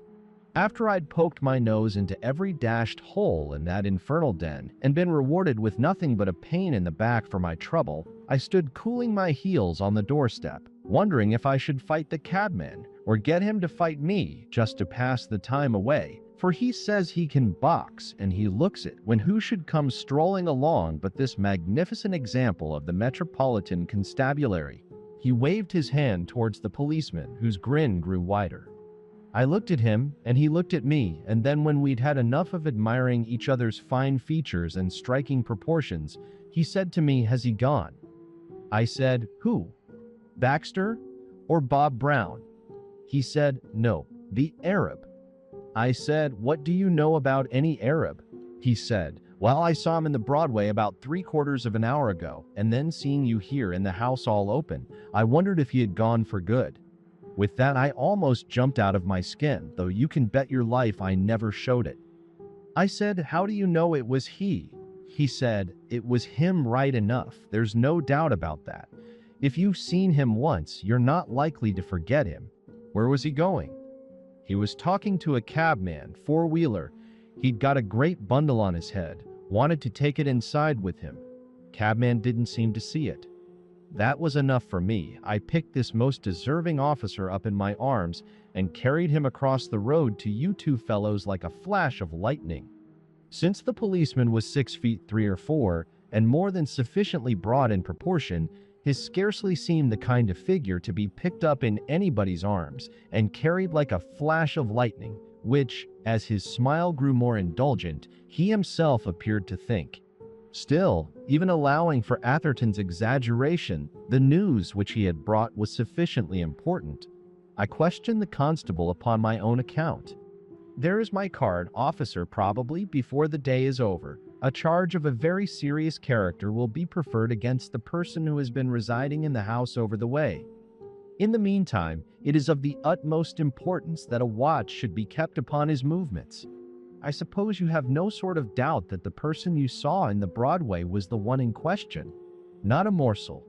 I know him as well as I do my own brother. We all do upon this beat. He's known amongst us as the Arab. I've had my eye on him ever since he came to the place. A queer fish he is. I always have said that he's up to some game or other. I never came across one like him for flying about in all sorts of weather, at all hours of the night, always tearing along as if for his life. As I was telling this gentleman, I saw him in the Broadway, well, now it's about an hour since, perhaps a little more. I was coming on duty when I saw a crowd in front of the district railway station, and there was the Arab, having a sort of argument with the cabman. He had a great bundle on his head, 5 or 6 feet long, perhaps longer. He wanted to take this great bundle with him into the cab, and the cabman, he didn't see it. You didn't wait to see him drive off. No, I hadn't time. I was due at the station. I was cutting it pretty fine as it was. You didn't speak to him or to the cabman? No, it wasn't any business of mine, you understand. The whole thing just caught my eye as I was passing. And you didn't take the cabman's number? No, well, as far as that goes, it wasn't needful. I know the cabman, his name and all about him, his stables in Bradmore. I whipped out my notebook. Give me his address. I don't know what his Christian name is, Tom, I believe, but I'm not sure. Anyhow, his surname's Ellis and his address is Church Mews, St. John's Road, Bradmore. I don't know his number, but anyone will tell you which is his place if you ask for Four-Wheel Ellis. That's the name he's known by among his pals because of his driving a four-wheeler. Thank you, officer. I am obliged to you. 2 half-crowns changed hands. If you will keep an eye on the house and advise me at the address which you will find on my card, of anything which takes place there during the next few days, you will do me a service. We had clambered back into the hansom. The driver was just about to start when the constable was struck by a sudden thought. One moment, sir, blessed if I wasn't going to forget the most important bit of all. I did hear him tell Ellis where to drive him to. He kept saying it over and over again, in that queer lingo of his. Waterloo Railway Station, Waterloo Railway Station. All right, said Ellis. I'll drive you to Waterloo Railway Station right enough. Only I'm not going to have that bundle of yours inside my cab. There isn't room for it, so you put it on the roof. To Waterloo Railway Station, said the Arab. I take my bundle with me. To Waterloo Railway Station. I take it with me. Who says you don't take it with you? Said Ellis. You can take it, and 20 more besides, for all I care, only you don't take it inside my cab. Put it on the roof.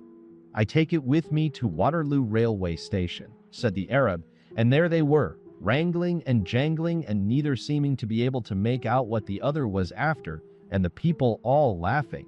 Waterloo Railway Station. You are sure that was what he said? I'll take my oath to it, because I said to myself, when I heard it, I wonder what you'll have to pay for that little lot for the district railway stations outside the 4-mile radius. As we drove off, I was inclined to ask myself, a little bitterly, and perhaps unjustly, if it were not characteristic of the average London policeman to almost forget the most important part of his information, at any rate to leave it to the last, and only to bring it to the front on having his palm crossed with silver. As the hansom bowled along, we three had what occasionally approached a warm discussion. Marjorie was in that bundle, began Lessingham, in the most lugubrious of tones and with the most woebegone of faces. I doubt it, I observed. She was, I feel it, I know it. She was either dead and mutilated, or gagged and drugged and helpless. All that remains is vengeance. I repeat that I doubt it. Atherton struck in.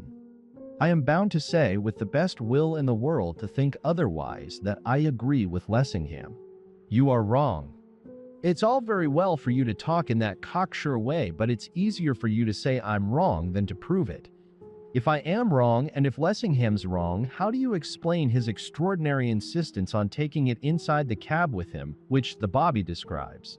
If there wasn't something horrible, awful in that bundle of his of which he feared the discovery, why was he so reluctant to have it placed upon the roof?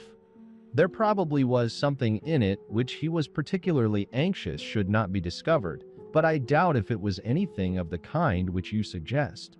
Here is Marjorie in a house alone. Nothing has been seen of her since. Her clothing, her hair is found hidden away under the floor. This scoundrel sallies forth with a huge bundle on his head. The bobby speaks of it being 5 or 6 feet long, or longer, a bundle which he regards with so much solicitude that he insists on never allowing it to go for a single instant out of his sight and reach. What is in the thing? Don't all the facts most unfortunately point in one direction? Mr. Lessingham covered his face with his hands and groaned. I fear that Mr. Atherton is right. I differ from you both. Sidney at once became heated. Then perhaps you can tell us what was in the bundle? I fancy I could make a guess at the contents. Oh, you could you then? Perhaps for our sakes you'll make it, and not play the oracular owl. Lessingham and I are interested in this business, after all. It contained the bearer's personal property, that, and nothing more. Stay. Before you jeer at me, suffer me to finish. If I am not mistaken as to the identity of the person whom the constable describes as the Arab, I apprehend that the contents of that bundle were of much more importance to him than if they had consisted of Miss Linden, either dead or living. I am inclined to suspect that if the bundle was placed on the roof of the cab, and if the driver did meddle with it and did find out the contents and understand them, he would have been driven, out of hand, stark staring mad. Sidney was silent, as if he reflected. I imagine he perceived there was something in what I said. But what has become of Miss Linden? I fancy that Miss Linden at this moment is somewhere. I don't just now know exactly where, but I hope very shortly to be able to give you a clearer notion, attired in a rotten, dirty pair of boots, a filthy, tattered pair of trousers, a ragged, unwashed apology for a shirt, a greasy, ancient, shapeless coat, and a frowsy peaked cloth cap. They stared at me, open-eyed. Atherton was the first to speak. What on earth do you mean? I mean that it seems to me that the facts point in the direction of my conclusions rather than yours, and that very strongly too. Miss Coleman asserts that she saw Miss Linden return into the house, that within a few minutes the blind was replaced at the front window, and that shortly after a young man, attired in the costume I have described, came walking out of the front door. I believe that young man was Miss Marjorie Linden. Lessingham and Atherton both broke out into interrogations, with Sidney as usual loudest. But man alive, what on earth should make her do a thing like that? Marjorie, the most retiring, modest girl on all God's earth, walk about in broad daylight in such a costume and for no reason at all. My dear Champnell, you are suggesting that she first of all went mad. She was in a state of trance. Good God, Champnell. Well, then you think that juggling villain did get hold of her? Undoubtedly. Here is my view of the case. Mind, it is only a hypothesis, and you must take it for what it is worth. It seems to me quite clear that the Arab, as we will call the person for the sake of identification, was somewhere about the premises when you thought he wasn't. But where? We looked upstairs and downstairs and everywhere. Where could he have been? That, as at present advised, I am not prepared to say, but I think you may take it for granted that he was there. He hypnotized the man Holt and sent him away, intending you to go after him, and so being rid of you both. The deuce he did, Champnell. You write me down an ass. As soon as the coast was clear, he discovered himself to Miss Linden, who, I expect, was disagreeably surprised, and hypnotized her. The hound! The devil! The first exclamation was Lessingham's, the second Sidney's. He then constrained her to strip herself to the skin. The wretch! The fiend! He cut off her hair. He hid it and her clothes under the floor where we found them, where I think it probable that he had already some ancient masculine garments concealed. By Jove! I shouldn't be surprised if they were Holt's.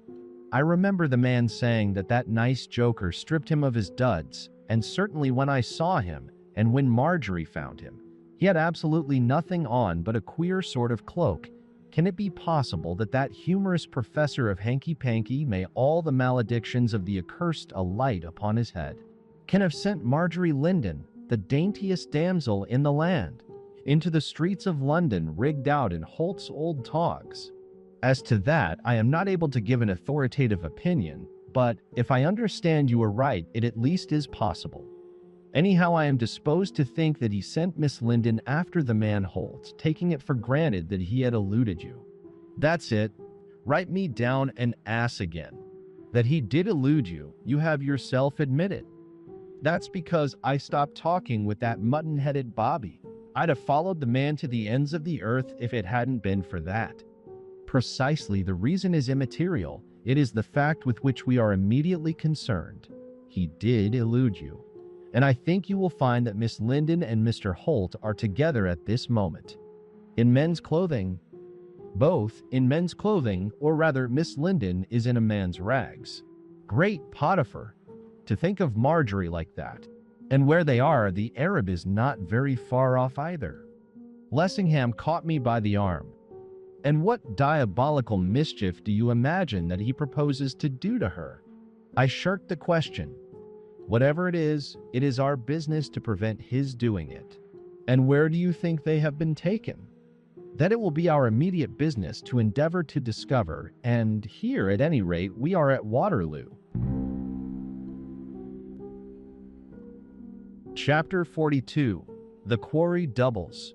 I turned towards the booking office on the main departure platform. As I went, the chief platform inspector, George Bellingham, with whom I had some acquaintance, came out of his office. I stopped him. "Mr. Bellingham, will you be so good as to step with me to the booking office and instruct the clerk in charge to answer one or two questions which I wish to put to him? I will explain to you afterwards what is their exact import, but you know me sufficiently to be able to believe me when I say that they refer to a matter in which every moment is of the first importance." He turned and accompanied us into the interior of the booking case. "To which of the clerks, Mr. Channell, do you wish to put your questions?" "To the one who issues third-class tickets to Southampton." Bellingham beckoned to a man who was counting a heap of money and apparently seeking to make it tally with the entries in a huge ledger which lay open before him. He was a short, slightly built young fellow, with a pleasant face and smiling eyes. "Mr. Stone, this gentleman wishes to ask you one or two questions." "I am at his service." I put my questions. "I want to know, Mr. Stone, if, in the course of the day, you have issued any tickets to a person dressed in Arab costume?" His reply was prompt. "I have, by the last train, the 7:25, 3 singles." "3 singles?" Then my instinct had told me rightly. "Can you describe the person?" Mr. Stone's eyes twinkled. "I don't know that I can, except in a general way. He was uncommonly old and uncommonly ugly, and he had a pair of the most extraordinary eyes I ever saw. They gave me a sort of all-overish feeling when I saw them glaring at me through the pigeonhole. But I can tell you one thing about him. He had a great bundle on his head, which he steadied with one hand, and as it bulged out in all directions, its presence didn't make him popular with other people who wanted tickets too. Undoubtedly, this was our man." "You are sure he asked for 3 tickets?" "Certain. He said 3 tickets to Southampton, laid down the exact fare, 19 and 6, and held up 3 fingers like that. 3 nasty-looking fingers they were, with nails as long as talons." "You didn't see who were his companions?" I didn't try to look. I gave him his tickets and off he went, with the people grumbling at him because that bundle of his kept getting in their way." Bellingham touched me on the arm. "I can tell you about the Arab of whom Mr. Stone speaks." My attention was called to him by his insisting on taking his bundle with him into the carriage. It was an enormous thing. He could hardly squeeze it through the door. It occupied the entire seat. But as there weren't as many passengers as usual, and he wouldn't or couldn't be made to understand that his precious bundle would be safe in the luggage van along with the rest of the luggage, and as he wasn't the sort of person you could argue with to any advantage, I had him put into an empty compartment, bundle and all. Was he alone then? I thought so at the time. He said nothing about having more than one ticket or any companions, but just before the train started, two other men, Englishmen, got into his compartment, and as I came down the platform, the ticket inspector at the barrier informed me that these two men were with him because he held tickets for the three, which, as he was a foreigner and they seemed English, struck the inspector as odd. Could you describe the two men? I couldn't, not particularly, but the man who had charge of the barrier might. I was at the other end of the train when they got in. All I noticed was that one seemed to be a commonplace-looking individual, and that the other was dressed like a tramp, all rags and tatters, a disreputable-looking object he appeared to be. That, I said to myself, was Miss Marjorie Linden, the lovely daughter of a famous house, the wife-elect of a coming statesman. Bellingham, I remarked aloud. I want you to strain a point, Mr. Bellingham, and to do me a service which I assure you you shall never have any cause to regret. I want you to wire instructions down the line to detain this Arab and his companions and to keep them in custody until the receipt of further instructions. They are not wanted by the police as yet, but they will be as soon as I am able to give certain information to the authorities at Scotland Yard, and wanted very badly. But as you will perceive for yourself, until I am able to give that information, every moment is important. Where's the station superintendent? He's gone. At present, I'm in charge. Then will you do this for me? I repeat that you shall never have any reason to regret it. I will if you'll accept all responsibility. I'll do that with the greatest pleasure. Bellingham looked at his watch. It's about 20 minutes to 9. The train's scheduled for Basingstoke at 9:06. If we wire to Basingstoke at once, they ought to be ready for them when they come. Good. The wire was sent. We were shown into Bellingham's office to await results. Lessingham paced agitatedly to and fro. He seemed to have reached the limits of his self-control and to be in a condition in which movement of some sort was an absolute necessity. The mercurial Sidney, on the contrary, leaned back in a chair, his legs stretched out in front of him, his hands thrust deep into his trouser pockets, and stared at Lessingham, as if he found relief to his feelings in watching his companion's restlessness. I, for my part, drew up as full a précis of the case as I deemed advisable, and as time permitted, which I dispatched by one of the company's police to Scotland Yard. Then I turned to my associates. Now, gentlemen, it's past dinner time. We may have a journey in front of us. If you take my advice, you'll have something to eat. Lessingham shook his head. I want nothing. Nor I, echoed Sidney. I started up. You must pardon my saying nonsense, but surely you of all men, Mr. Lessingham, should be aware that you will not improve the situation by rendering yourself incapable of seeing it through. Come and dine. I hailed them off with me willy-nilly to the refreshment room. I dined, after a fashion. Mr. Lessingham swallowed with difficulty a plate of soup. Sidney nibbled at a plate of the most unpromising-looking chicken and ham. He proved indeed more intractable than Lessingham, and was not to be persuaded to tackle anything easier of digestion. I was just about to take cheese after chop when Bellingham came hastening in his hand an open telegram. The birds have flown, he cried. Flown? How? In reply, he gave me the telegram. I glanced at it. It ran, persons described not in the train. Guard says they got out at Vauxhall. Have wired Vauxhall to advise you. That's a level-headed chap, said Bellingham. The man who sent that telegram. His wiring to Vauxhall should save us a lot of time. We ought to hear from there directly. Hollow. What's this? I shouldn't be surprised if this is it. As he spoke, a porter entered. He handed an envelope to Bellingham. We all three kept our eyes fixed on the inspector's face as he opened it. When he perceived the contents, he gave an exclamation of surprise. This Arab of yours and his two friends seem rather a curious lot, Mr. Champnell. He passed the paper on to me. It took the form of a report. Lessingham and Sidney, regardless of forms and ceremonies, leaned over my shoulder as I read it. Passengers by 7:30 Southampton on arrival of train complained of noises coming from a compartment in coach 8964. Stated that there had been shrieks and yells ever since the train left Waterloo, as if someone was being murdered. An Arab and two Englishmen got out of the compartment in question, apparently the party referred to in Wire just a hand from Basingstoke. All three declared that there was nothing the matter, that they had been shouting for fun. Arab gave up 3/3 singles for Southampton, saying in reply to questions that they had changed their minds and did not want to go any farther. As there were no signs of a struggle or of violence, nor apparently any definite cause for detention, they were allowed to pass. They took a four-wheeler, number 09435. The Arab and one man went inside and the other man on the box. They asked to be driven to Commercial Road, Limehouse. The cab has since returned. Driver says he put the three men down, at their request, in Commercial Road, at the corner of Sutcliffe Street, near the East India Docks. They walked up Sutcliffe Street, the Englishmen in front and the Arab behind, took the first turning to the right, and after that he saw nothing of them. The driver further states that all the way the Englishman inside, who was so ragged and dirty that he was reluctant to carry him, kept up a sort of wailing noise which so attracted his attention that he twice got off his box to see what was the matter, and each time he said it was nothing.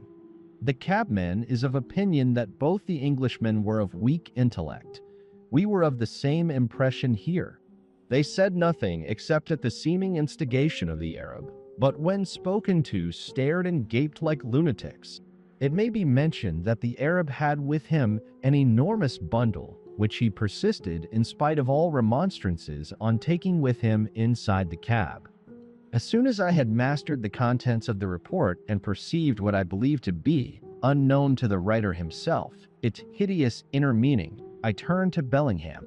With your permission, Mr. Bellingham, I will keep this communication. It will be safe in my hands. You will be able to get a copy, and it may be necessary that I should have the original to show to the police. If any inquiries are made for me from Scotland Yard, tell them that I have gone to the Commercial Road, and that I will report my movements from Limehouse Police Station. In another minute, we were once more traversing the streets of London, three in a hansom cab. Chapter 43. The Murder at Mrs. Enderson's. It is something of a drive from Waterloo to Limehouse. It seems longer when all your nerves are tingling with anxiety to reach your journey's end, and the cab I had hit upon proved to be not the fastest I might have chosen. For some time after our start, we were silent. Each was occupied with his own thoughts. Then Lessingham, who was sitting at my side, said to me, "Mr. Champnell, you have that report?" "I have." "Will you let me see it once more?" I gave it to him. He read it once, twice, and I fancy yet again. I purposely avoided looking at him as he did so, yet all the while I was conscious of his pallid cheeks, the twitched muscles of his mouth, the feverish glitter of his eyes. This leader of men, whose predominant characteristic in the House of Commons was immobility, was rapidly approximating to the condition of a hysterical woman. The mental strain which he had been recently undergoing was proving too much for his physical strength. This disappearance of the woman he loved bade fair to be the final straw. I felt convinced that unless something was done quickly to relieve the strain upon his mind, he was nearer to a state of complete mental and moral collapse than he himself imagined. Had he been under my orders, I should have commanded him to at once return home and not to think, but conscious that, as things were, such a direction would be simply futile, I decided to do something else instead. Feeling that suspense was for him the worst possible form of suffering, I resolved to explain, so far as I was able, precisely what it was I feared, and how I proposed to prevent it. Presently there came the question for which I had been waiting, in a harsh, broken voice which no one who had heard him speak on a public platform or in the House of Commons would have recognized as his.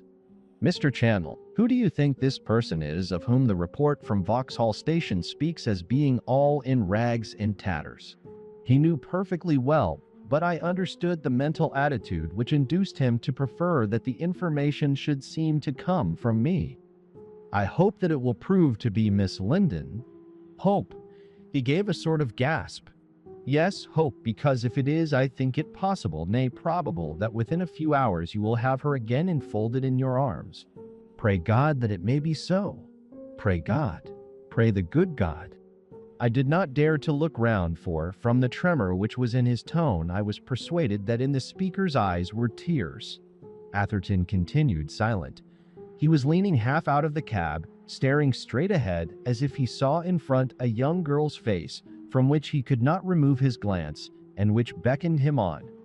After a while, Lessingham spoke again, as if half to himself and half to me.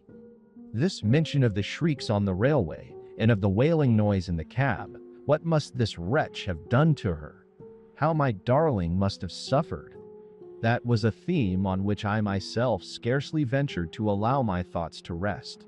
The notion of a gently nurtured girl being at the mercy of that fiend incarnate, possessed, as I believe that so-called Arab to be possessed, of all the paraphernalia of horror and of dread, was one which caused me tangible shrinkings of the body. Whence had come those shrieks and yells, of which the writer of the report spoke, which had caused the Arab's fellow passengers to think that murder was being done? What unimaginable agony had caused them? What speechless torture? And the wailing noise which had induced the prosaic, indurated London cabman to get twice off his box to see what was the matter, what anguish had been provocative of that? The helpless girl who had already endured so much, endured perhaps that to which death would have been preferred. Shut up in that rattling, jolting box on wheels, alone with that diabolical Asiatic, with the enormous bundle which was but the lurking place of nameless terrors, what might she not, while being borne through the heart of civilized London, have been made to suffer? What had she not been made to suffer to have kept up that continued wailing noise? It was not a theme on which it was wise to permit one's thoughts to linger, and particularly was it clear that it was one from which Lessingham's thoughts should have been kept as far as possible away. Come, Mr. Lessingham, neither you nor I will do himself any good by permitting his reflections to flow in a morbid channel. Let us talk of something else. By the way, weren't you due to speak in the House tonight? Yes, I was due, but what does it matter? But have you acquainted no one with the cause of your non-attendance? Acquaint? Whom should I acquaint? My good sir, listen to me, Mr. Lessingham. Let me entreat you very earnestly to follow my advice. Call another cab, or take this, and go at once to the House. It is not too late. Play the man, deliver the speech you have undertaken to deliver, perform your political duties. By coming with me, you will be a hindrance rather than a help, and you may do your reputation an injury from which it never may recover. Do as I counsel you, and I will undertake to do my very utmost to let you have good news by the time your speech is finished. He turned on me with a bitterness for which I was unprepared. If I were to go down to the House and try to speak in the state in which I am now, they would laugh at me. I should be ruined. Do you not run an equally great risk of being ruined by staying away? He gripped me by the arm. Mr. Champnell, do you know that I am on the verge of madness? Do you know that as I am sitting here by your side, I am living in a dual world? I am going on and on to catch that fiend, and I am back again in that Egyptian den, upon that couch of rugs, with the woman of the songs beside me, and Marjorie is being torn and tortured and burnt before my eyes. God help me, her shrieks are ringing in my ears. He did not speak loudly, but his voice was none the less impressive on that account. I endeavored my hardest to be stern. I confess that you disappoint me, Mr. Lessingham. I have always understood that you were a man of unusual strength. You appear instead to be a man of extraordinary weakness, with an imagination so ill-governed that its ebullitions remind me of nothing so much as feminine hysterics. Your wild language is not warranted by circumstances. I repeat that I think it quite possible that by tomorrow morning she will be returned to you. Yes, but how? As the Marjorie I have known, as I saw her last, or how? That was the question which I had already asked myself. In what condition would she be when we had succeeded in snatching her from her captor's grip? It was a question to which I had refused to supply an answer. To him, I lied by implication. Let us hope that, with the exception of being a trifle scared, she will be as sound and hale and hearty as ever in her life. Do you yourself believe that she'll be like that, untouched, unchanged, unstained?" Then I lied right out. It seemed to me necessary to calm his growing excitement. "I do." "You don't. Mr. Lessingham, do you think that I can't see your face and read in it the same thoughts which trouble me? As a man of honor, do you care to deny that when Marjorie Linden is restored to me, if she ever is, you fear she will be but the mere soiled husk of the Marjorie whom I knew and loved? Even supposing that there may be a modicum of truth in what you say, which I am far from being disposed to admit, what good purpose do you propose to serve by talking in such a strain?" "None, no good purpose, unless it be the desire of looking the truth in the face. For, Mr. Champnell, you must not seek to play with me the hypocrite, nor try to hide things from me as if I were a child. If my life is ruined, it is ruined. Let me know it and look the knowledge in the face. That to me is to play the man." I was silent. The wild tale he had told me of that Curine Inferno, oddly enough, yet why oddly, for the world is all coincidence, had thrown a flood of light on certain events which had happened some 3 years previously and which ever since had remained shrouded in mystery. The conduct of the business afterwards came into my hands, and briefly what had occurred was this.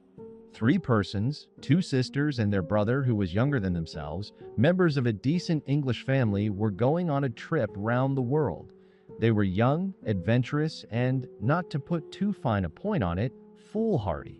The evening after their arrival in Cairo, by way of what is called a lark, in spite of the protestations of people who were better informed than themselves, they insisted on going alone for a ramble through the native quarter. They went, but they never returned. Or rather, the 2 girls never returned. After an interval, the young man was found again, what was left of him. A fuss was made when there were no signs of their reappearance, but as there were no relations, nor even friends of theirs, but only casual acquaintances on board the ship by which they had traveled, perhaps not so great a fuss as might have been was made. Anyhow, nothing was discovered.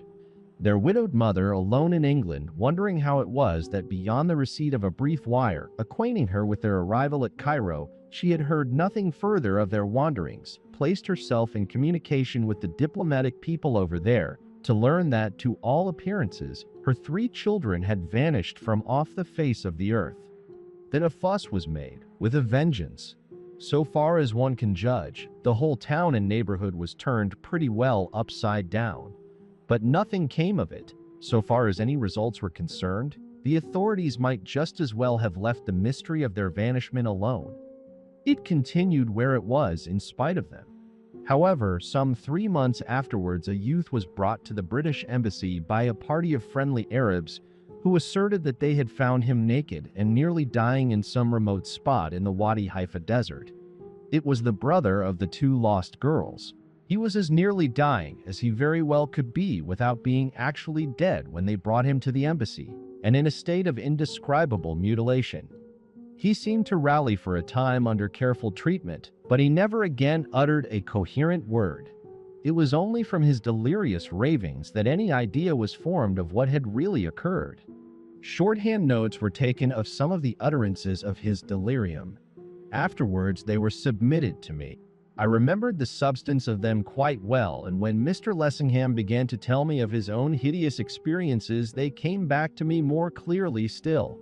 Had I laid those notes before him, I have little doubt but that he would have immediately perceived that 17 years after the adventure which had left such an indelible scar upon his own life, this youth, he was little more than a boy, had seen the things which he had seen, and suffered the nameless agonies and degradations which he had suffered.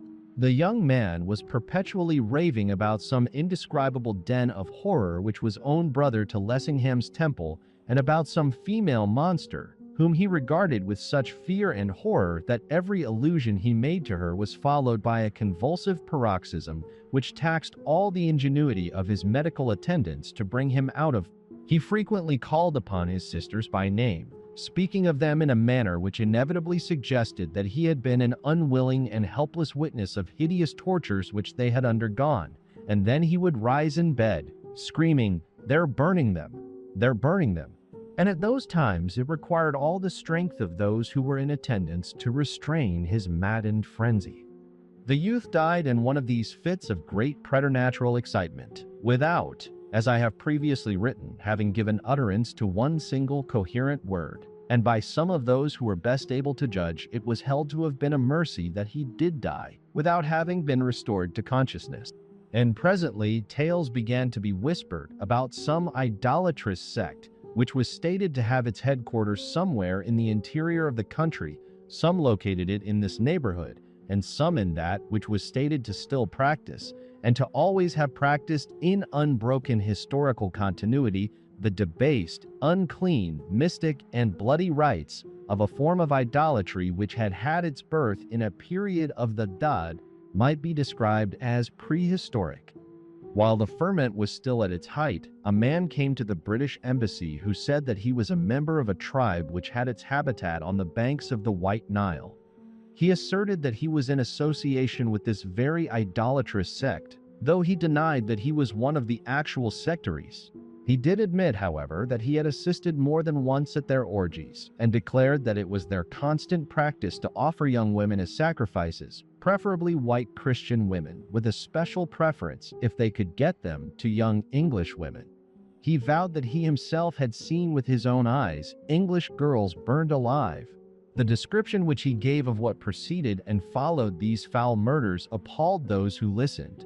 He finally wound up by offering, on payment of a stipulated sum of money, to guide a troop of soldiers to this den of demons, so that they should arrive there at a moment when it was filled with worshippers who were preparing to participate in an orgy which was to take place during the next few days. His offer was conditionally accepted. He was confined in an apartment with one man on guard inside and another on guard outside the room. That night, the sentinel without was startled by hearing a great noise and frightful screams issuing from the chamber in which the native was interned.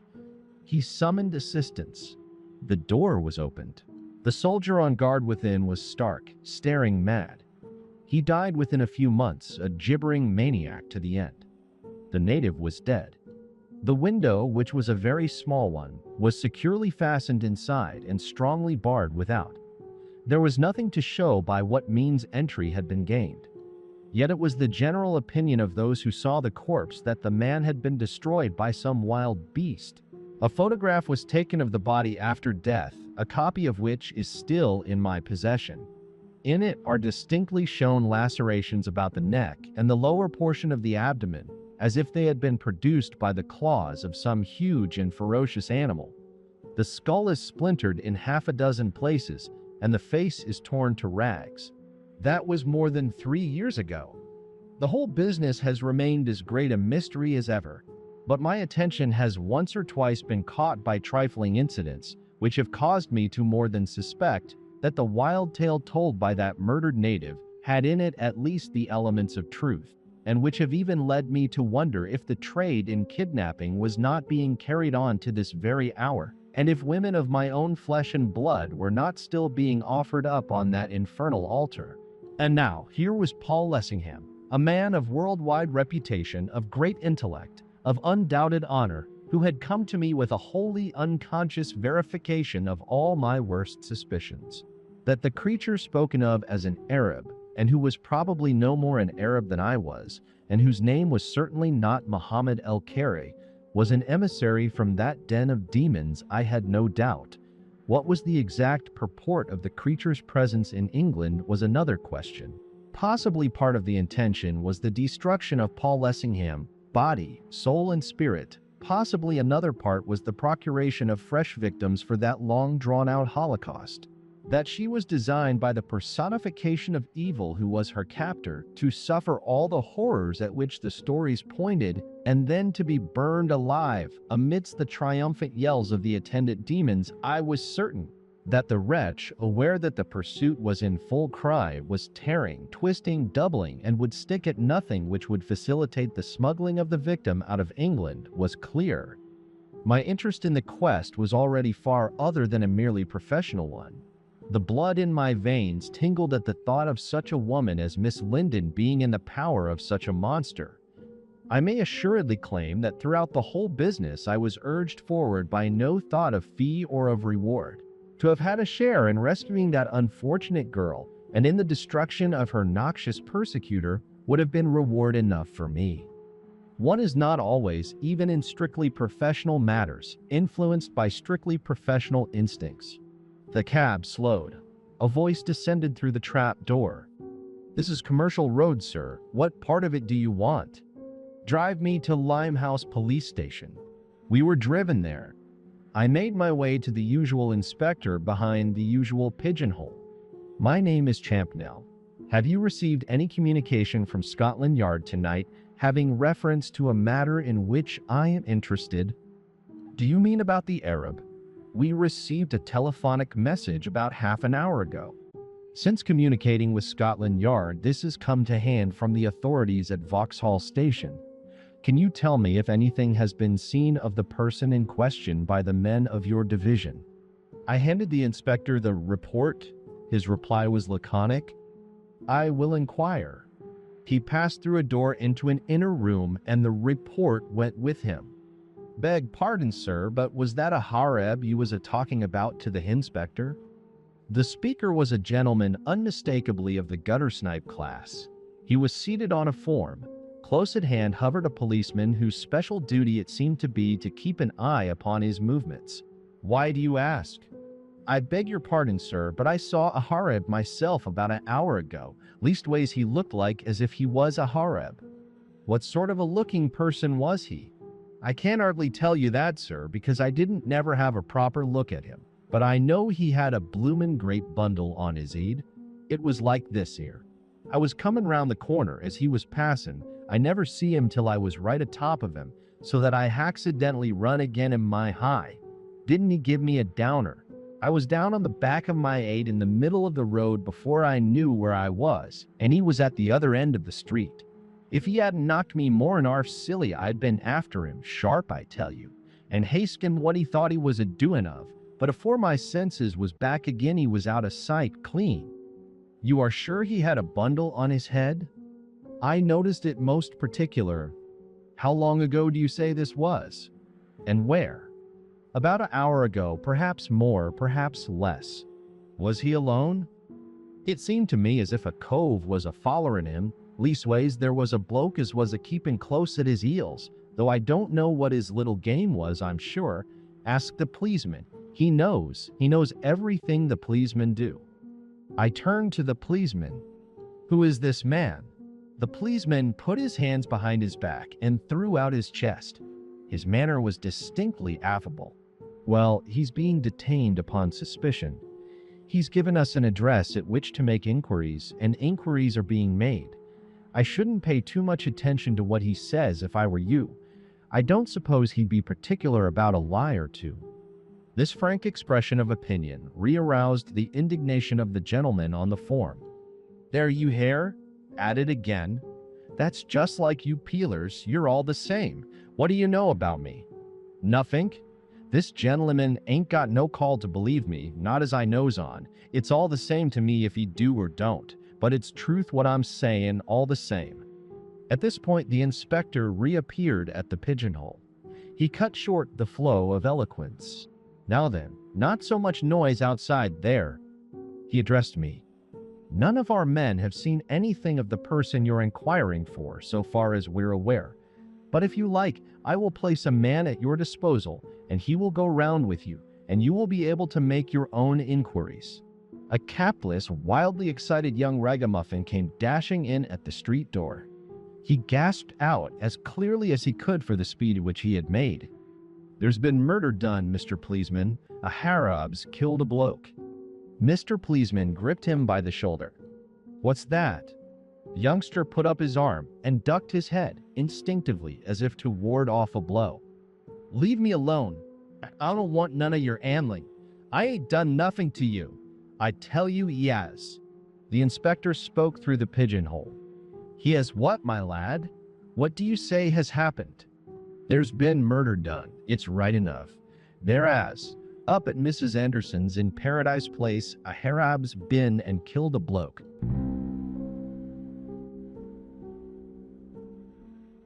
Chapter 44. The Man Who Was Murdered. The inspector spoke to me. If what the boy says is correct, it sounds as if the person whom you are seeking may have had a finger in the pie. I was of the same opinion, as apparently were Lessingham and Sidney. Atherton collared the youth by the shoulder which Mr. Pleasman had left disengaged. What sort of looking bloke is it who's been murdered? I don't know. I haven't seen him. Mrs. Enderson, she says to me. Gustus Barley, she says, a bloke's been murdered. That there Harab what I chucked out half an hour ago been and murdered him, and left him behind up in my back room. You run as hard as you can tear, and tell them they're dratted please what's so fond of shoving their dirty noses into respectable people's asses. So I comes and tells yer, that's all I knows about it. We went for in the hansom which had been waiting in the street to Mrs. Henderson's in Paradise Place, the inspector and we three. Mr. Pleasman and Gustus Barley followed on foot. The inspector was explanatory. Mrs. Henderson keeps a sort of lodging house, a sailor's home she calls it, but no one could call it sweet. It doesn't bear the best of characters, and if you ask me what I thought of it, I should say in plain English that it was a disorderly house. Paradise Place proved to be within 300 or 400 yards of the station house. So far as could be seen in the dark, it consisted of a row of houses of considerable dimensions, and also of considerable antiquity. They opened onto 2 or 3 stone steps which led directly into the street. At one of the doors stood an old lady with a shawl drawn over her head. This was Mrs. Henderson. She greeted us with garrulous volubility. So you have come, have you? I thought you never was a-comin' that I did. She recognized the inspector. It's you, Mr. Phillips, is it? Perceiving us, she drew a little back. Who's them air parties? They ain't coppers? Mr. Phillips dismissed her inquiry curtly. Never you mind who they are. What's this about someone being murdered? SSH. The old lady glanced round. Don't you speak so loud, Mr. Phillips. No one don't know nothing about it as yet. The parties what's in my eyes is most respectable most, and they couldn't abide the notion of there being police about the place. We quite believe that, Mrs. Henderson. The inspector's tone was grim. Mrs. Henderson led the way up a staircase, which would have been distinctly the better for repairs.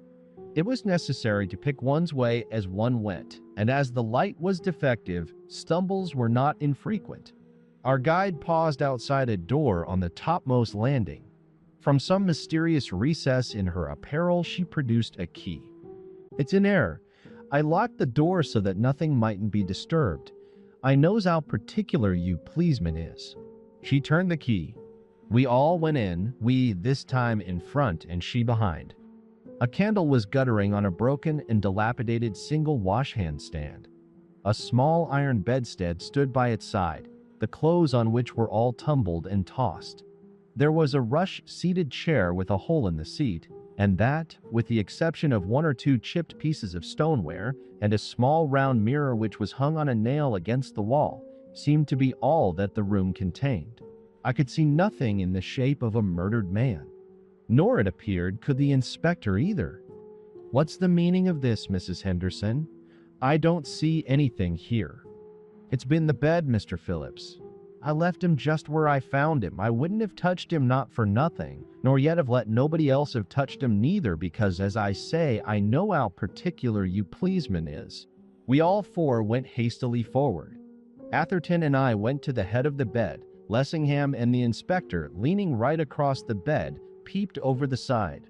There, on the floor in the space which was between the bed and the wall, lay the murdered man.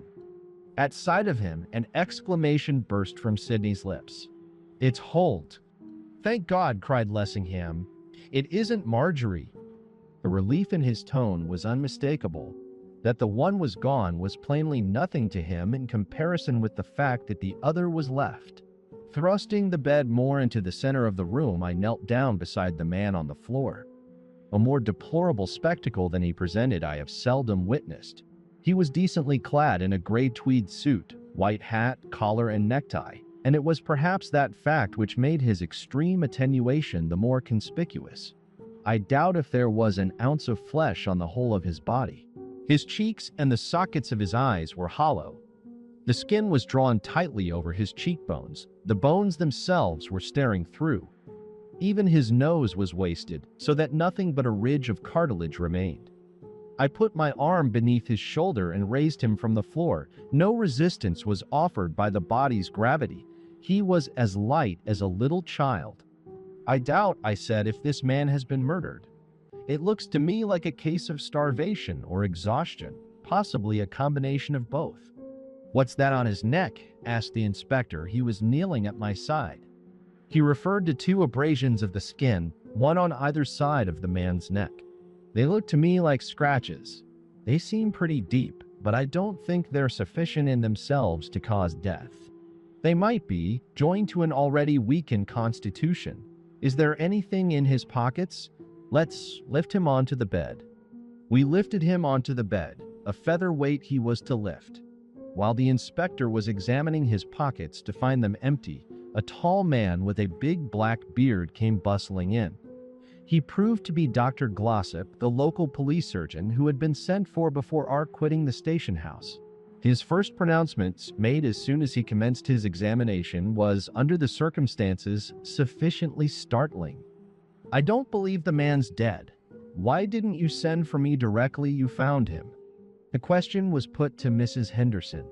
"Well, Dr. Glossop, I wouldn't touch him myself, and I wouldn't have him touched by no one else because, as I've said afore, I know how particular them policemen is." "Then in that case, if he does die, you'll have had a hand in murdering him. That's all." The lady sniggered. "Of course, Dr. Glossop, we all knows that you'll always have your joke.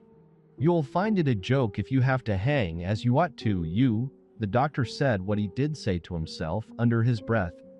I doubt if it was flattering to Mrs. Henderson. "Have you got any brandy in the house?" "We've got everythink in the yos for them as likes to pay for it, everythink."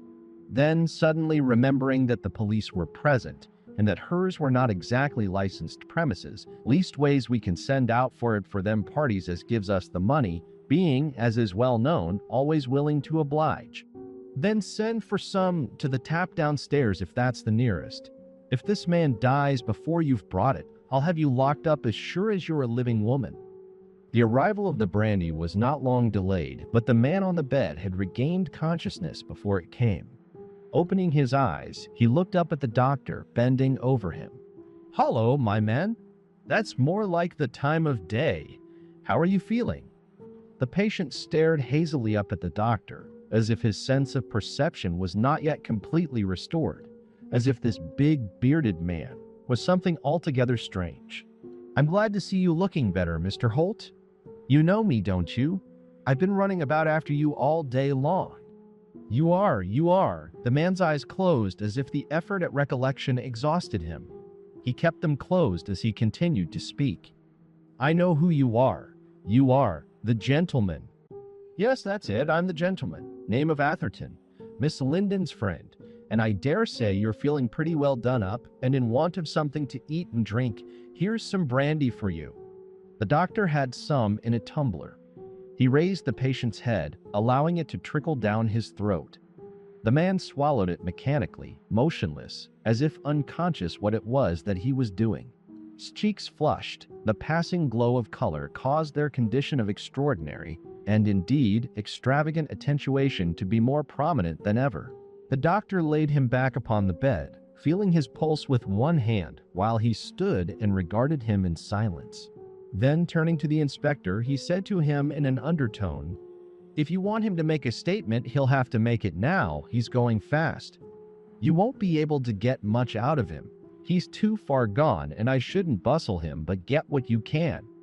The inspector came to the front, a notebook in his hand. "I understand from this gentleman," signifying Atherton, "that your name's Robert Holt. I'm an inspector of police, and I want you to tell me what has brought you into this condition. Has anyone been assaulting you?" Holt, opening his eyes, glanced up at the speaker mistily, as if he could not see him clearly, still less understand what it was that he was saying. Sidney, stooping over him, endeavored to explain. "The inspector wants to know how you got here. Has anyone been doing anything to you? Has anyone been hurting you?" The man's eyelids were partially closed. Then they opened wider and wider. His mouth opened too. On his skeleton features there came a look of panic fear. He was evidently struggling to speak. At last words came. "The Beetle." He stopped. Then, after an effort, spoke again. "The Beetle." "What's he mean?" asked the inspector. "I think I understand," Sydney answered, then turning again to the man in the bed. "Yes, I hear what you say, the Beetle. Well, has the Beetle done anything to you?" "It took me by the throat." "Is that the meaning of the marks upon your neck?" "The Beetle killed me." The lids closed. The man relapsed into a state of lethargy. The inspector was puzzled and said so. "What's he mean about a beetle?" Atherton replied, "I think I understand what he means, and my friends do too. We'll explain afterward. In the meantime, I think I'd better get as much out of him as I can, while there's time." "Yes," said the doctor, his hand upon the patient's pulse, "while there's time. There isn't much, only seconds." Sydney endeavored to rouse the man from his stupor. "You've been with Miss Linden all the afternoon and evening, haven't you, Mr. Holt?" Atherton had reached a chord in the man's consciousness. His lips moved in painful articulation. "Yes, all the afternoon and evening, God help me." "I hope God will help you, my poor fellow. You've been in need of his help, if ever man was. Miss Linden is disguised in your old clothes, isn't she?" "Yes, in my old clothes. My God! And where is Miss Linden now?" The man had been speaking with his eyes closed. Now he opened them wide. There came into them the former staring horror. He became possessed by uncontrollable agitation, half raising himself in bed. Words came from his quivering lips as if they were only drawn from him by the force of his anguish. "The Beetle's going to kill Miss Linden." A momentary paroxysm seemed to shake the very foundations of his being. His whole frame quivered. He fell back onto the bed, ominously. The doctor examined him in silence while we too were still. "This time he's gone for good. There'll be no conjuring him back again." I felt a sudden pressure on my arm and found that Lessingham was clutching me with probably unconscious violence. The muscles of his face were twitching. He trembled. I turned to the doctor. "Doctor, if there is any of that brandy left, will you let me have it for my friend?" Lessingham disposed of the remainder of the shilling's worth. I rather fancy it saved us from a scene. The inspector was speaking to the woman of the house. "Now, Mrs. Henderson, perhaps you'll tell us what all this means. Who is this man, and how did he come in here, and who came in with him, and what do you know about it altogether? If you've got anything to say, say it, only you'd better be careful because it's my duty to warn you that anything you do say may be used against you."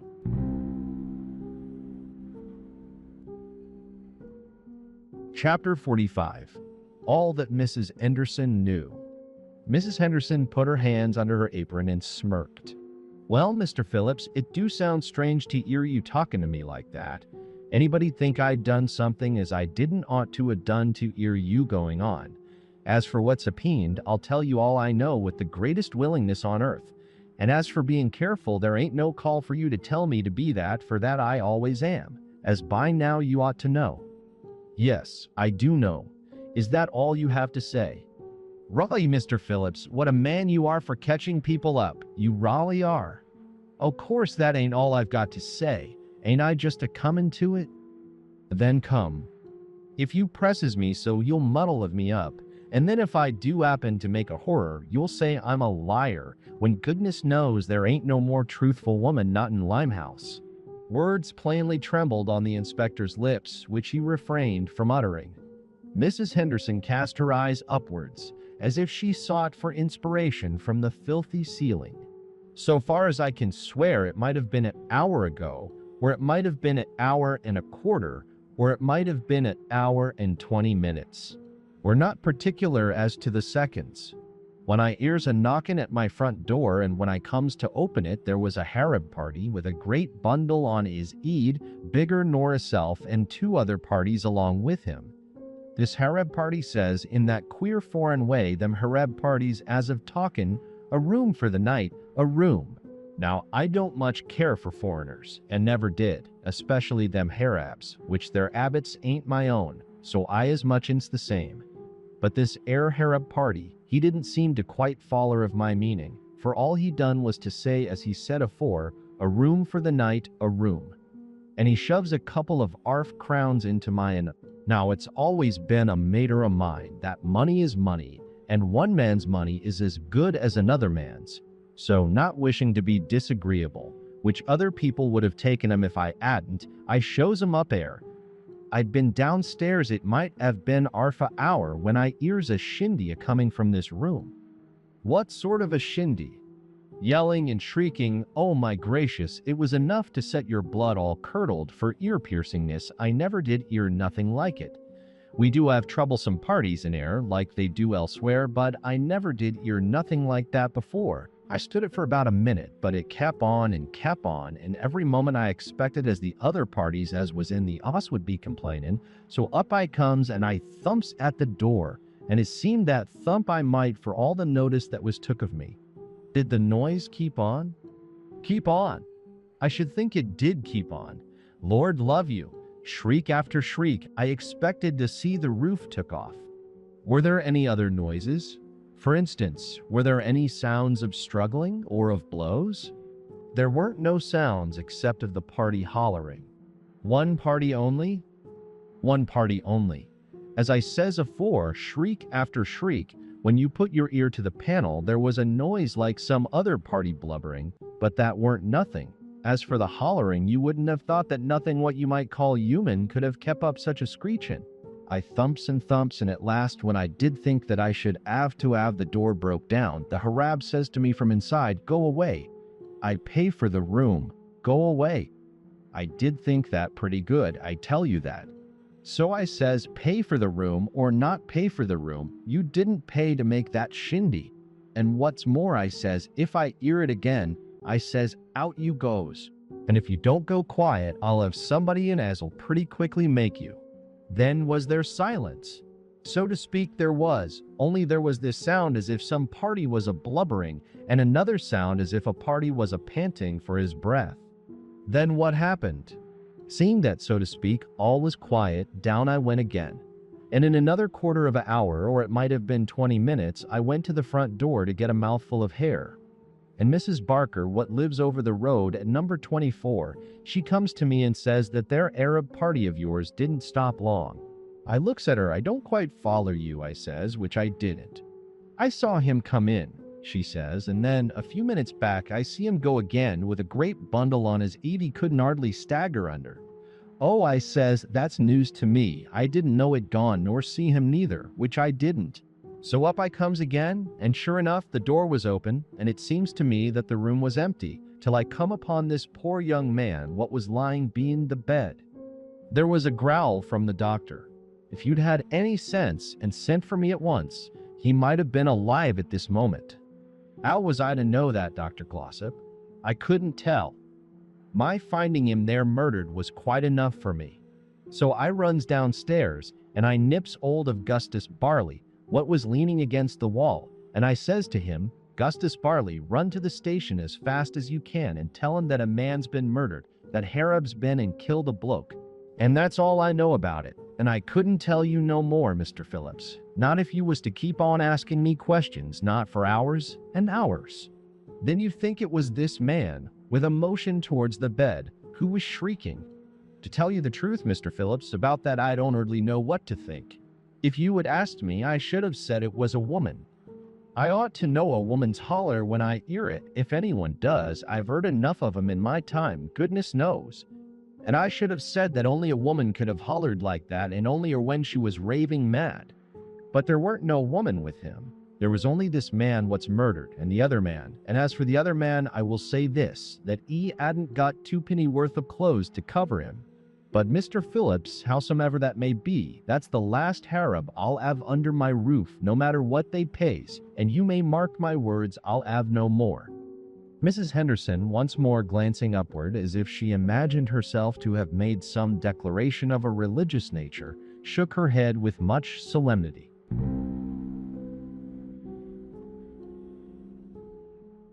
Chapter 46. The Sudden Stopping. As we were leaving the house, a constable gave the inspector a note. Having read it, he passed it to me. It was from the local office. Message received that an Arab with a big bundle on his head has been noticed loitering about the neighborhood of St. Pancras Station.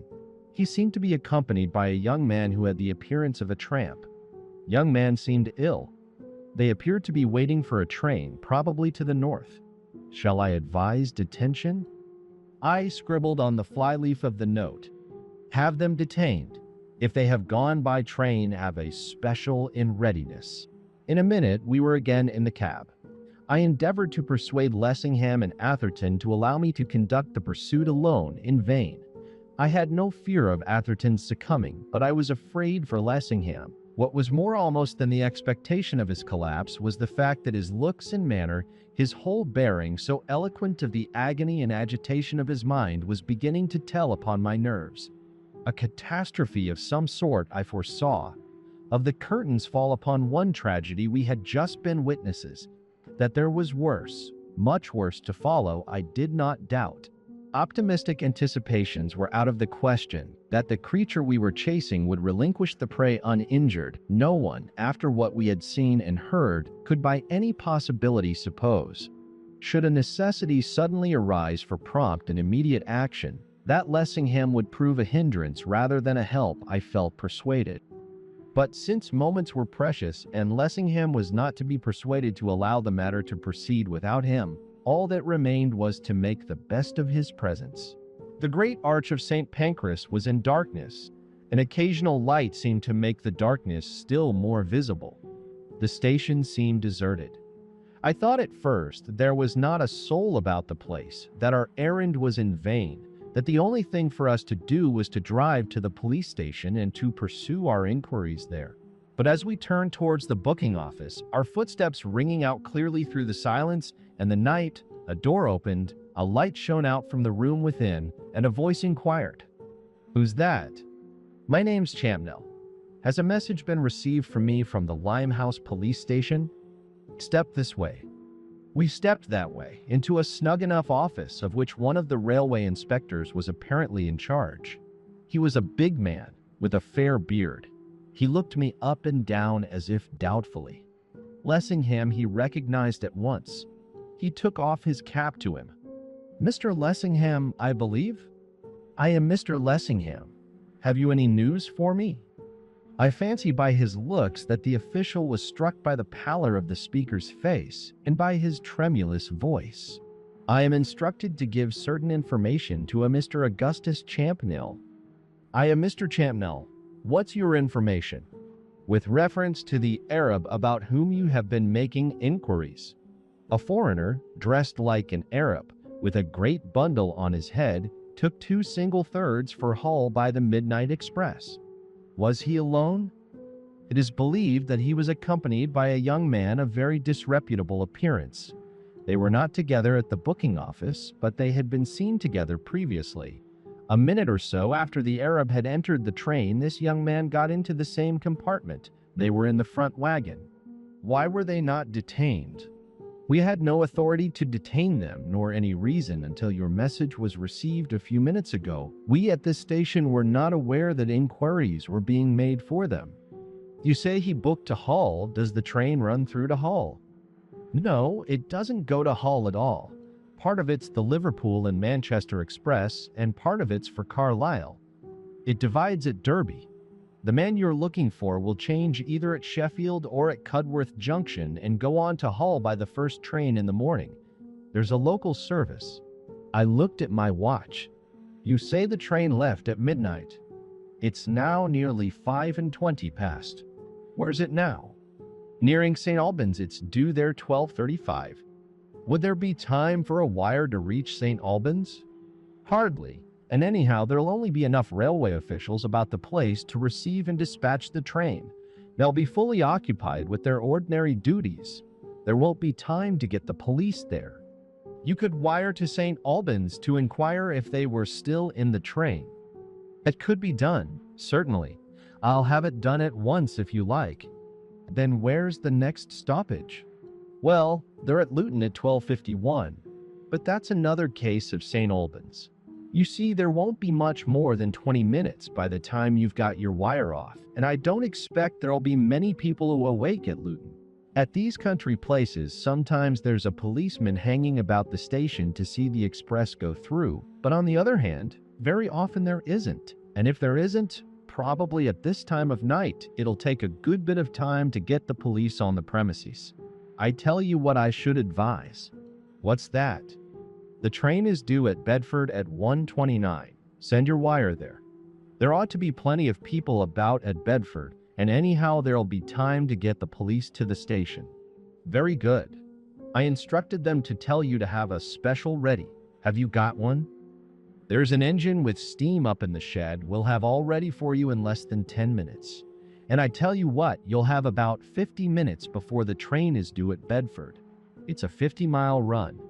With luck, you ought to get there pretty nearly as soon as the express does. Shall I tell them to get ready? At once. While he issued directions through a telephone to what, I presume, was the engine shed, I drew up a couple of telegrams. Having completed his orders, he turned to me. They're coming out of the siding now. They'll be ready in less than 10 minutes. I'll see that the line's kept clear. Have you got those wires? Here is one. This is for Bedford.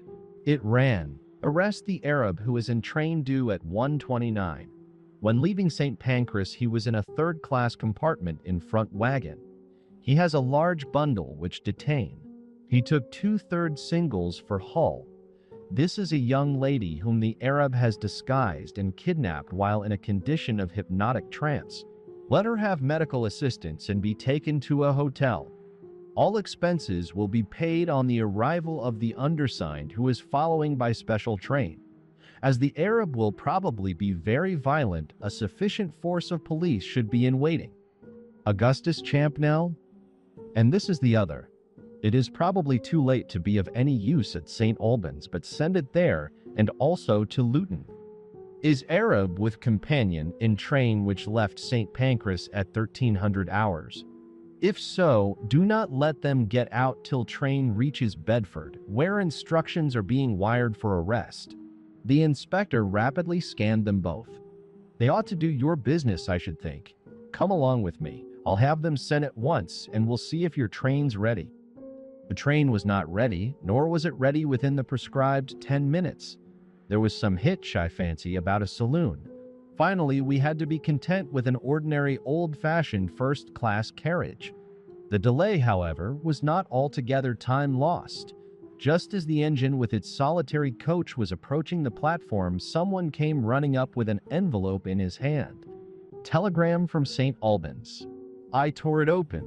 It was brief and to the point. Arab with companion was in train when it left here. AM wiring Luton. That's all right. Now, unless something wholly unforeseen takes place, we ought to have them. That unforeseen. I went forward with the inspector and the guard of our train to exchange a few final words with the driver. The inspector explained what instructions he had given. I've told the driver not to spare his coal, but to take you into Bedford within 5 minutes after the arrival of the express. He says he thinks that he can do it. The driver leaned over his engine, rubbing his hands with the usual oily rag.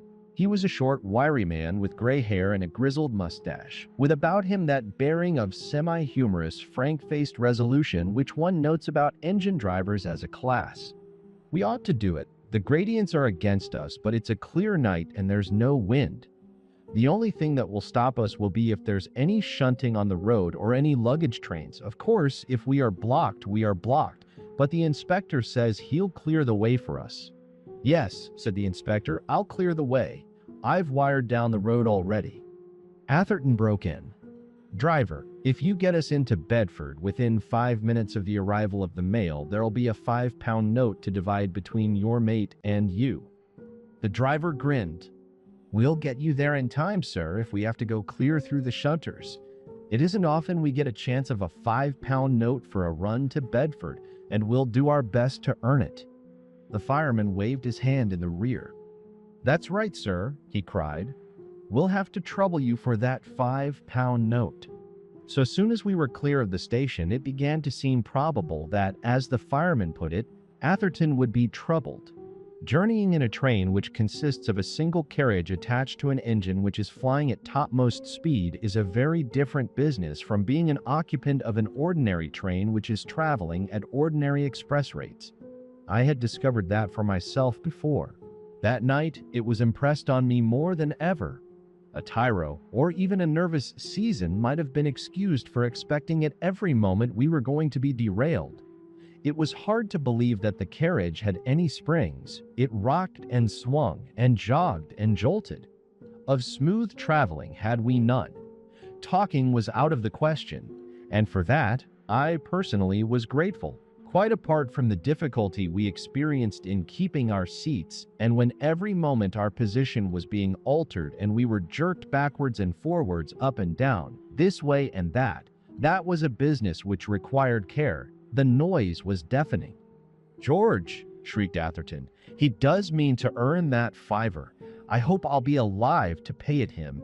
He was only at the other end of the carriage, but though I could see by the distortion of his visage that he was shouting at the top of his voice, and he has a voice, I only caught here and there a word or two of what he was saying. I had to make sense of the whole. Blessingham's contortions were a study. Few of that large multitude of persons who are acquainted with him only by means of the portraits which have appeared in the illustrated papers would then have recognized the rising statesman. Yet I believe that few things could have better fallen in with his mood than that wild traveling. He might have been almost shaken to pieces, but the very severity of the shaking served to divert his thoughts from the one dread topic which threatened to absorb them to the exclusion of all else beside. Then there was the tonic influence of the element of risk, the pick-me-up effect of a spice of peril. Actual danger there quite probably was none, but there very really seemed to be. And one thing was absolutely certain, that if we did come to smash while going at that speed, we should come to as everlasting smash as the heart of man could by any possibility desire. It is probable that the knowledge that this was so warmed the blood in Lessingham's veins. At any rate, as to use what in this case was simply a form of speech, I sat and watched him. It seemed to me that he was getting a firmer hold of the strength which had all but escaped him, and that with every jog and jolt he was becoming more and more of a man. On and on we went, dashing, clashing, smashing, roaring, rumbling. Atherton, who had been endeavoring to peer through the window, strained his lungs again in the effort to make himself audible. "Where the devil are we?" Looking at my watch, I screamed back at him. "It's nearly 1, so I suppose we're somewhere in the neighborhood of Luton. Hollow, what's the matter?" That something was the matter seemed certain. There was a shrill whistle from the engine. In a second we were conscious, almost too conscious, of the application of the Westinghouse brake, of all the jolting that was ever jolted. The mere reverberation of the carriage threatened to resolve our bodies into their component parts. Feeling what we felt then helped us to realize the retardatory force which that vacuum brake must be exerting. It did not seem at all surprising that the train should have been brought to an almost instant standstill. Simultaneously, all three of us were on our feet. I let down my window, and Atherton let down his, he shouting out, "I should think that Inspector's wire hasn't had its proper effect. Looks as if we're blocked, or else we've stopped at Luton. It can't be Bedford." It wasn't Bedford, so much seemed clear, though at first from my window I could make out nothing. I was feeling more than a trifle dazed. There was a singing in my ears. The sudden darkness was impenetrable. Then I became conscious that the guard was opening the door of his compartment. He stood on the step for a moment, seeming to hesitate. Then, with a lamp in his hand, he descended onto the line. "What's the matter?" I asked. "Don't know, sir. Seems as if there was something on the road." "What's up there?" This was to the man on the engine. The fireman replied, "Someone in front there's waving a red light like mad. Lucky I caught sight of him. We should have been clean on top of him in another moment. Looks as if there was something wrong. Here he comes." As my eyes grew more accustomed to the darkness, I became aware that someone was making what haste he could along the 6-foot way, swinging a red light as he came. Our guard advanced to meet him, shouting as he went, "What's the matter? Who is that?" A voice replied, "My God, is that George Hewitt? I thought you were coming right on top of us." Our guard again. "What? Jim Branson, what the devil are you doing here? What's wrong? I thought you were on the 12 out. We're chasing you." "Are you? Then you've caught us.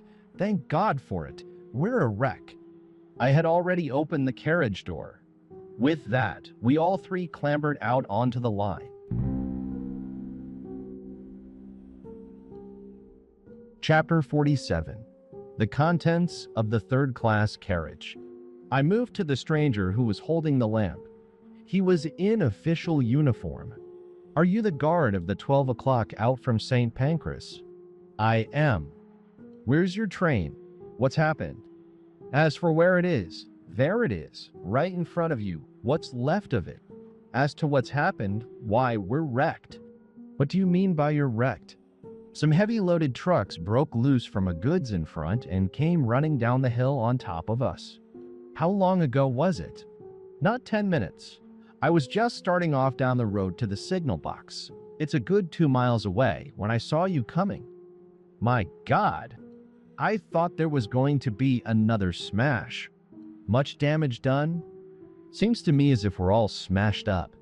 As far as I can make out, they're matchboxed up in front. I feel as if I was all broken up inside of me. I've been in the service going on for 30 years, and this is the first accident I've been in." It was too dark to see the man's face, but judging from his tone, he was either crying or very near to it. Our guard turned and shouted back to our engine, "You'd better go back to the box and let him know." "All right," came echoing back. The special immediately commenced retreating, whistling continually as it went. All the countryside must have heard the engine shrieking, and all who did hear must have understood that on the line something was seriously wrong. The smashed train was all in darkness. The force of the collision had put out all the carriage lamps. Here was a flickering candle, there the glimmer of a match. These were all the lights which shone upon the scene. People were piling up debris by the side of the line, for the purpose of making a fire, more for illumination than for warmth. Many of the passengers had succeeded in freeing themselves, and were moving hither and thither about the line, but the majority appeared to be still imprisoned. The carriage doors were jammed. Without the necessary tools, it was impossible to open them. "Open the door, sir!" "In the name of God, sir, open the door!" Over and over again, in all sorts of tones, with all degrees of violence, the supplication was repeated. The guards vainly endeavored to appease the, in many cases, half-frenzied creatures. "All right, sir. If you'll only wait a minute or two, madame. We can't get the doors open without tools. A special train's just started off to get them. If you'll only have patience, there'll be plenty of help for every one of you directly. You'll be quite safe in there if you'll only keep still." But that was just what they found it most difficult to do, keep still. In the front of the train, all was chaos. The trucks which had done the mischief, there were afterwards shown to be 6 of them, together with 2 guards' vans, appeared to have been laden with bags of Portland cement. The bags had burst, and everything was covered with what seemed gritty dust. The air was full of the stuff. It got into our eyes, half blinding us.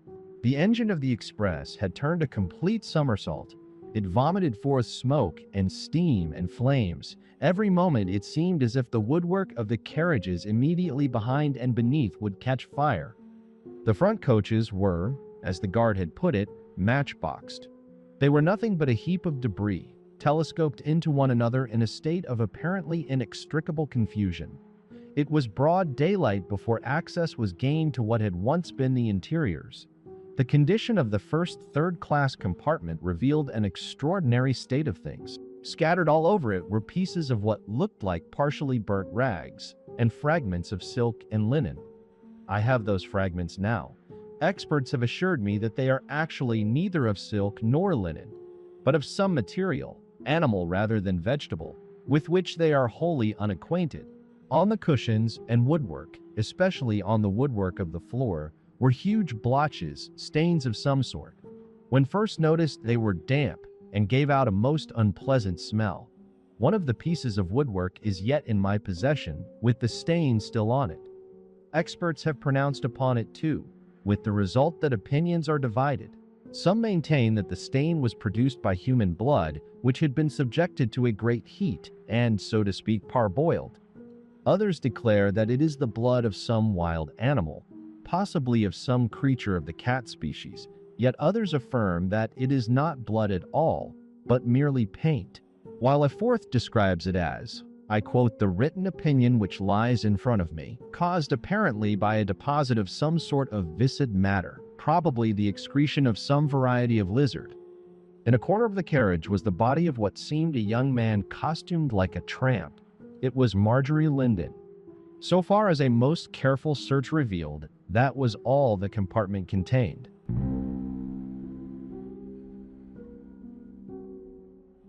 Chapter 48. The conclusion of the matter. It is several years since I bore my part in the events which I have rapidly sketched, or I should not have felt justified in giving them publicity. Exactly how many years, for reasons which should be sufficiently obvious, I must decline to say. Marjorie Linden still lives. The spark of life which was left in her when she was extricated from among the debris of the wrecked express was fanned again into flame. Her restoration was, however, not merely an affair of weeks or months. It was a matter of years. I believe that, even after her physical powers were completely restored, in itself a tedious task, she was for something like 3 years under medical supervision as a lunatic. But all that skill and money could do was done, and in course of time, the great healer, the results were entirely satisfactory. Her father is dead, and has left her in possession of the family estates. She is married to the individual who in these pages has been known as Paul Lessingham. Were his real name divulged, she would be recognized as the popular and universally reverenced wife of one of the greatest statesmen the age has seen. Nothing has been said to her about the fateful day on which she was, consciously or unconsciously, paraded through London in the tattered masculine habiliments of a vagabond.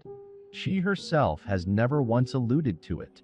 With the return of reason, the affair seems to have passed from her memory as wholly as if it had never been, which, although she may not know it, is not the least cause she has for thankfulness. Therefore, what actually transpired will never, in all human probability, be certainly known, and particularly what precisely occurred in the railway carriage during that dreadful moment of sudden passing from life unto death. What became of the creature who all but did her to death, who he was, if it was a he, which is extremely doubtful, whence he came, whither he went, what was the purport of his presence here? To this hour, these things are puzzles. Paul Lessingham has not since been troubled by his old tormentor. He has ceased to be a haunted man. Nonetheless, he continues to have what seems to be a constitutional disrelish for the subject of beetles, nor can he himself be induced to speak of them. Should they be mentioned in a general conversation, should he be unable to immediately bring about a change of theme, he will, if possible, get up and leave the room. The fact may not be generally known, but it is so. Also, I have reason to believe that there still are moments in which he harks back, with something like physical shrinking, to that awful nightmare of the past, and in which he prays God, that as it is distant from him now, so may it be kept far off from him forever. Before closing, one matter may be casually mentioned. The tale has never been told, but I have unimpeachable authority for its authenticity. During the recent expeditionary advance towards Dongola, a body of native troops which was encamped at a remote spot in the desert was aroused one night by what seemed to be the sound of a loud explosion. The next morning, at a distance of about a couple of miles from the camp, a huge hole was discovered in the ground, as if blasting operations on an enormous scale had recently been carried on. In the hole itself and round about it were found fragments of what seemed bodies. Credible witnesses have assured me that they were bodies neither of men nor women, but of creatures of some monstrous growth. I prefer to believe, since no scientific examination of the remains took place, that these witnesses ignorantly, though innocently. One thing is sure. Numerous pieces, both of stone and of metal, were seen, which went far to suggest that some curious subterranean building had been blown up by the force of the explosion. Especially were there portions of molded metal which seemed to belong to what must have been an immense bronze statue. There were picked up also more than a dozen replicas in bronze of the whilom's sacred Scarabaeus. That the den of demons described by Paul Lessingham had that night at last come to an end, and that these things which lay scattered here and there on that treeless plain were the evidences of its final destruction is not a hypothesis which I should care to advance with any degree of certainty. But putting this and that together, the facts seem to point that way, and it is a consummation devoutly to be desired. By the by, Sidney Atherton has married Miss Dora Grayling.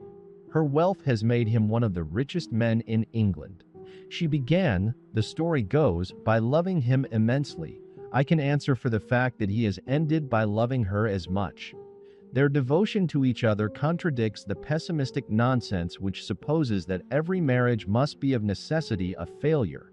He continues his career of an inventor. His investigations into the subject of aerial flight, which have brought the flying machine within the range of practical politics, are on everybody's tongue. The best man at Atherton's wedding was Percy Woodville, now the Earl of Barnes. Within 6 months afterwards, he married one of Mrs. Atherton's bridesmaids. It was never certainly shown how Robert Holt came to his end.